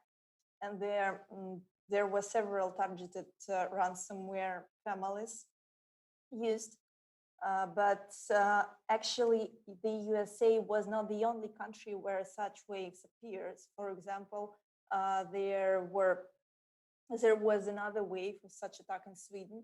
So there were also several hospitals affected by targeted ransomware in fall. And starting from July, the information appeared that targeted APT groups attack vaccine research, which is also really was really like expected by security researchers, because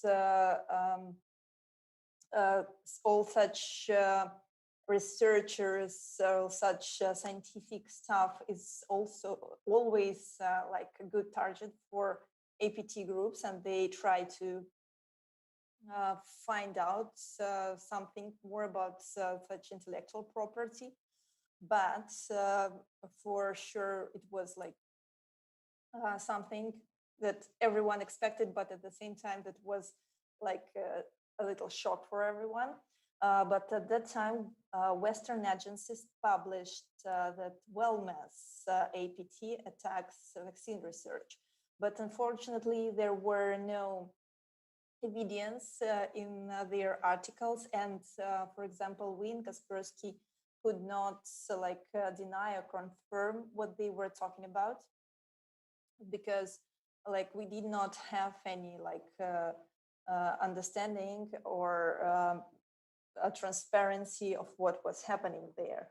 But now also in fall, some other companies and also we in Kaspersky see attacks of some actors on vaccine research in many countries, in Canada, in France, in India, and in Brazil, for example. And now we see all those attacks. We could see all those attacks in October, and so we keep seeing them. And this is already for sure that APT group are attacking a lot of vaccine researchers in a lot of countries. So all in all, medical sector is like now the most attacked, but maybe not the most attacked, but in the center of what's going on in our both cyber world and offline world. Because you see, with all this digitalization of our world, there are a lot of information that medical facilities kept offline on paper before. And now they starting stockpiling it in the clouds even, and they are not sure about how to protect them. And at the same time, at the moment, the situation is so that everyone is started to look for something to do with medical organization, and for sure criminals started doing for some nasty things that can lead to people being harmed. And actually this terrible 2020 year was the first year when it was confirmed that the patient died because of ransomware in a hospital, and this person just couldn't get emergency help at the right time, and so that's why this person died. And at the same time, guys, I understand that the year is tough and the topic is tough, and what I'm talking now is not so warming as Zhenya promised. But at the same time, we are all interested in IT security, and it's up to us to protect those people, to protect those medical facilities, and to help make world a better place. So let's work. So I'm done. Thank you very much for your attention.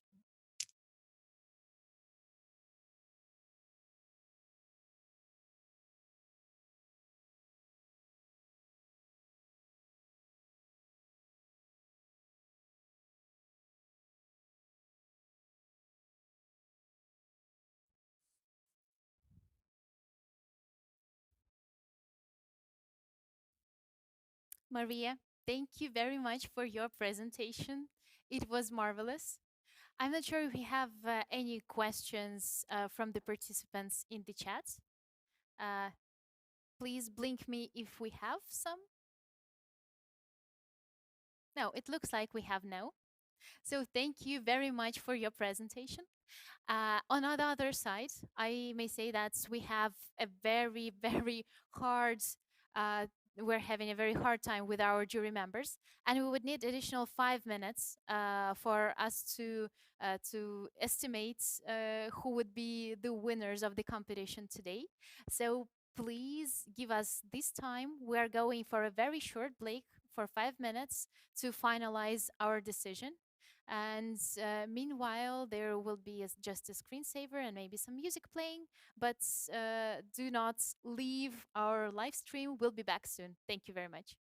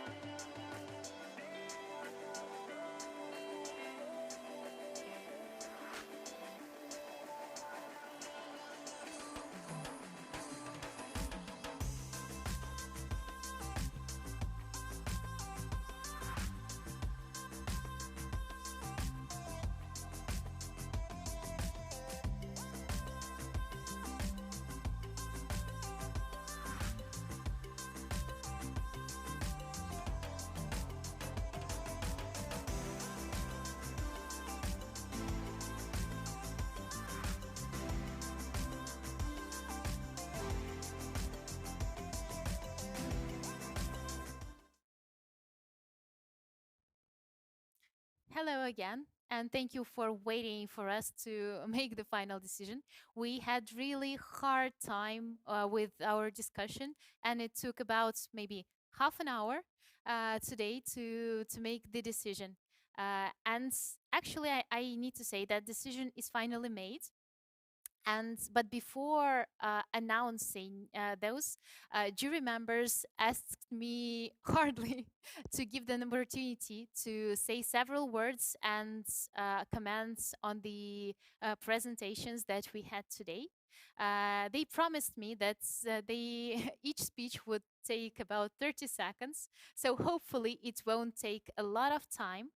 uh, Jury members, please be aware that in several seconds we will push you all at once to the live stream. So please turn on your cameras and don't turn it off until we're finished with your short comments. Dmitry, and to you personally, please turn on your camera.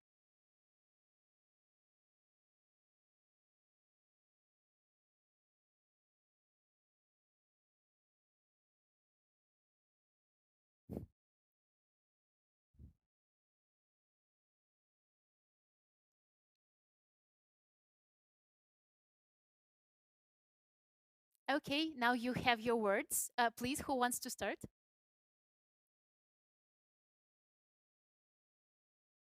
No volunteers. Ladies first. Ladies first. Okay, Alina, then a word to you. Okay, sure. Okay, so thank you so much, Kaspersky, for the invite again. I'm very thrilled and honored to be here. And also congratulations to all the finalists and later the winning teams. So it's a really tough choice deciding, but it's also very good to see all the novel solutions and great ideas being presented. So definitely keep it up, guys. Create more POCs, proof of concepts. Thank you. Thank you very much. Who's going to be next? I'll have a go if you like. So yeah, folks, well done. As you saw from the amount of time it took us to do the discussions, it was a hard-fought competition. One advantage of it being online this year is we didn't actually get into fisticuffs between the judges, so there was no actual physical violence this time. Yeah, Sergey, you may well put your thumbs up. But yes, well done, and we'll find out in a minute who actually won. Okay, thank you, Stephen. I saw that Fuad wanted to be the next. Fuad, please. Hi everyone, and I'm happy to take a part in the Secur'IT Cup because it was really a lot of interesting solutions, and I'm happy to see how gamification and education and gaming forum are integrated into the security part of the world. And there was really a lot of creative solutions that I see today on the different pitch. So I see the future with a lot of games about cybersecurity that I could play in next year. Thank you. Okay, thank you. Who is going to be next? Thank you so much, guys, for your projects and the ideas. Quite a pleasure to look at them all. My recommendation to you: don't let it go to waste. This time is a brilliant opportunity to raise your cybersecurity, edtech, and gaming project because all three of these industries are on the rise. So you have actually a prominent chance to become a real businessman after you graduate and this stuff ends, right? Okay. No, we have three people left who haven't speaked yet. Please. I can say a couple words to the guys who were participating today because I have experience of taking part in such events as well and judging these events. And we've seen several teams who were returning to us year after year. And even if they were not winning the first or the second or the third prize, they were not letting it go to waste, as Andrei said. And they were trying to create some proof of concepts, to create better projects, to create better products. And if you will be doing it time after time, you will create something really cool. So go forward. Thank you. It's very great advice. Dennis? Yeah, I will agree with Dimo on this because we had a lot of fun, every one of us, while listening to your presentations, guys. And I just want to say, like, thank you very much for your efforts. And I'm sure that every one of you have a bright future ahead, just because you are putting effort, you are putting your your heart into this, and eventually everything will work out. So thank you so much, and like we in Kaspersky say, bring the future on. Thank you, Dennis. And last but not least, Sergey Novikov, our jury chair. Thank you, Zhenya. From my side, I wanted to say thank you for everyone. It was a great pleasure to listen to all your presentation. I think in this crazy time, tough time, it's always a pleasure to see such young people with, like, I don't know, bright eyes and a lot of ambitions, which is really cool. Please continue to move on, bring on the future, and let the power be with you. From my side, also, I wanted to say great thank you to all the jury members for your time, for your opinions. It's great honor to have you all here with us today. And of course, from my side, wanted to say from R&D, Kaspersky R&D side, wanted to say great thank you to Kaspersky Academy people who organizing this crucial magic event involving so many resources and yeah, power. So thank you very much for this. Hope to see you all guys next year face to face once again, either in Vienna, Budapest, Barcelona, Moscow, anywhere. Just we do want to come back to physical events, and stay safe, be healthy, and congratulations to all of you, because all of you are already winners. Thank you very much. Okay, thank you very much for jury chairs, and my applause for your time to the teams and to the jury members. And now, let me proceed with the announcements of the winners. Usually, we used to make it in offline formats. There were several people on the stage, and we were awarding the prizes like in parts. But today, unfortunately, we're not able to do that. So I would be forced to do that alone on my own, but hopefully it will not ruin the ceremony. So let me start from the third place. This year, we were able to, as we added additional track dedicated to security awareness, we're able to add extra prize places. So let me start from the third place in this competition. And I want to announce the team that took the third place. And this is going to be Team Noob to Pro. Alex Doljikov, congratulations. You took the third place and we'll reach you after the event in order to communicate on the further steps. And actually, it's not the only third place that we award today, because Alex, I forgot to ask, how do you feel about your studies?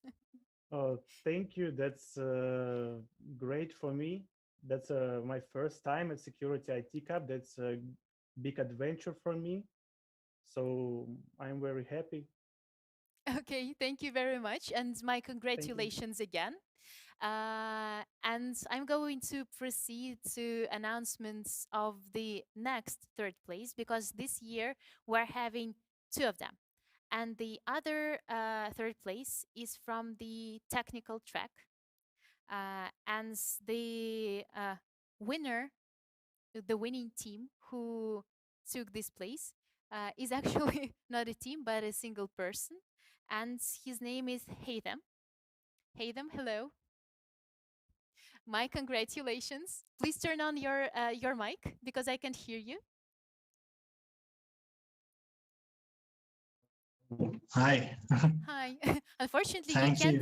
you can't hear us, but the jury members make applause to you. And yeah, our congratulations with your third place from the technical track. We had a very hard discussion, but the jury, yeah, they said that your project is really worth awarding. My congratulations. Thank you. Thank you, Evgeny. Thank you. And hopefully see you next year, as you already participated 2 times in Secur'IT Cup. Maybe the third time would be the winning, as Russian fairy tales say. Okay. Thank you. Thank you very much. And then we'll proceed Thank you. to announcements of the second place. And well, here at first, I want to announce a team from one quite small country, and the name of this team is No Hats. No Hats team. Hello. Congratulations, guys. You took the second place, actually, second year in the row. I would say that's maybe this is faith. What do you think? Yeah, maybe third year is a charm. Okay, yeah, I also think so. But I think that next year you need to create something like really, really marvelous. All your previous projects were really great. So I hope and I believe that next year it would be an outstanding project. My congratulations for your second place. And of course, we'll reach out to you later after the event to talk on the further steps. Sure. Thank you a lot to Kaspersky and my teammates for helping me on the project, and shout out to SIT for helping us on this project as well. Yeah, thanks a lot for organizing Secur'IT Cup 2020, even though of COVID. Yeah, we tried our best too. That we really miss those offline events and activities, hopefully as well as you do. Thank you. Thank you very much. And I will proceed with announcements of the next winner. And today we actually also have two second places. But on the this time on the second place we have two teams from the technical track, and the second team who took the second place is the AMSET team from India. Congratulations, guys. You were the first to present. I know it's very hard to be the first, but you managed to do that, and you received a very good feedback from our jury. How do you feel? Thank you so much. Actually, we feel very well. It's a pleasure. It's a pleasure to receive such a prize from such a esteemed organization. This was like the whole last front end and back end thing, right? Come again? Who is speaking? Okay, Okay. it's some interruption. Do you just proceed? Okay. So basically, thank you. Okay, I see that you're very happy. And that's great. And we hope that you would join us next year as well. And hopefully we would be able to conduct an offline event. So proceed with your project or create new ones, as our No Heads team does each year. Try to improve, and maybe next year will be yours. So now that we're over with awarding the thirds and the second places, I would like to award the first place. This year we have only one first place, but according to the jury evaluation, they received very high marks, and no one could compete with them today in terms of grades and maybe in terms of overall impression. So I'm really happy to announce a winner from the country we had never winners before, the IP Cube team from Brazil. Guys, my congratulations, you are the winners. Actually, it's also our first time when we have two brothers participating in Secur'IT Cup, and it's also winning. How do you feel? What do you want to say something to us? Well, I'm really happy. I don't have words to say to express how I'm feeling. My brother here, he can't even talk, but it's an achievement for us. Thank you. Thank you all for organizing this event, this cup. Thank you to all the competitors who inspired us very much with all your projects as well. It's so sad that we're not face to face in real life this year due to the tragedy, but I'm really happy. Thank you very much for everything, for appreciating our project as well. Thank you all. Yeah, I would like to say something. I'm sorry, I'm really emotional right now. I suffer from anxiety, and it's pretty hard to control it. But uh, being the first Brazilian team in the finals was already a huge win. But winning in the first place, Well, I don't have words for that. Okay, I want to congratulate all the participants. All your presentations were awesome. You guys are amazing. Please don't give up because you didn't win this time, but because Pesky does it every year. So just try again and again and again. We have people here like for the second time, third time, fourth time. So just don't give up. Never. That's all.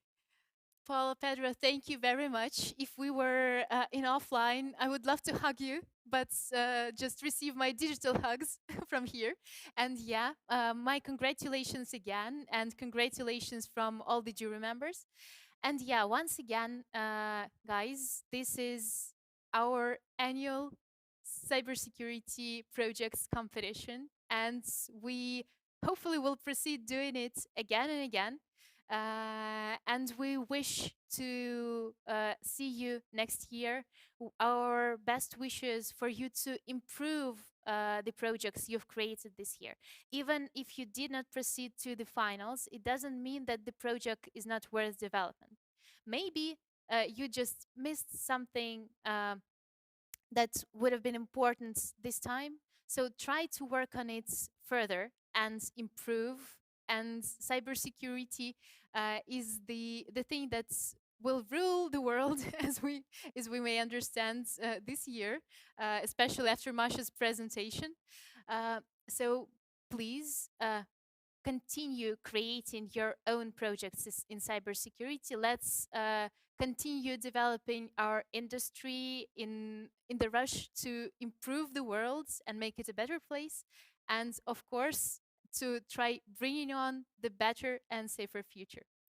Thank you very much for watching these online events. I hope you enjoy this. Thank you very much for all the participants, all the jury members, all the teams who pitched today. I wish you good luck, stay safe, and stay healthy. And hopefully see you on other Kaspersky Academy and Kaspersky events. Bye bye. Congratulations, everyone.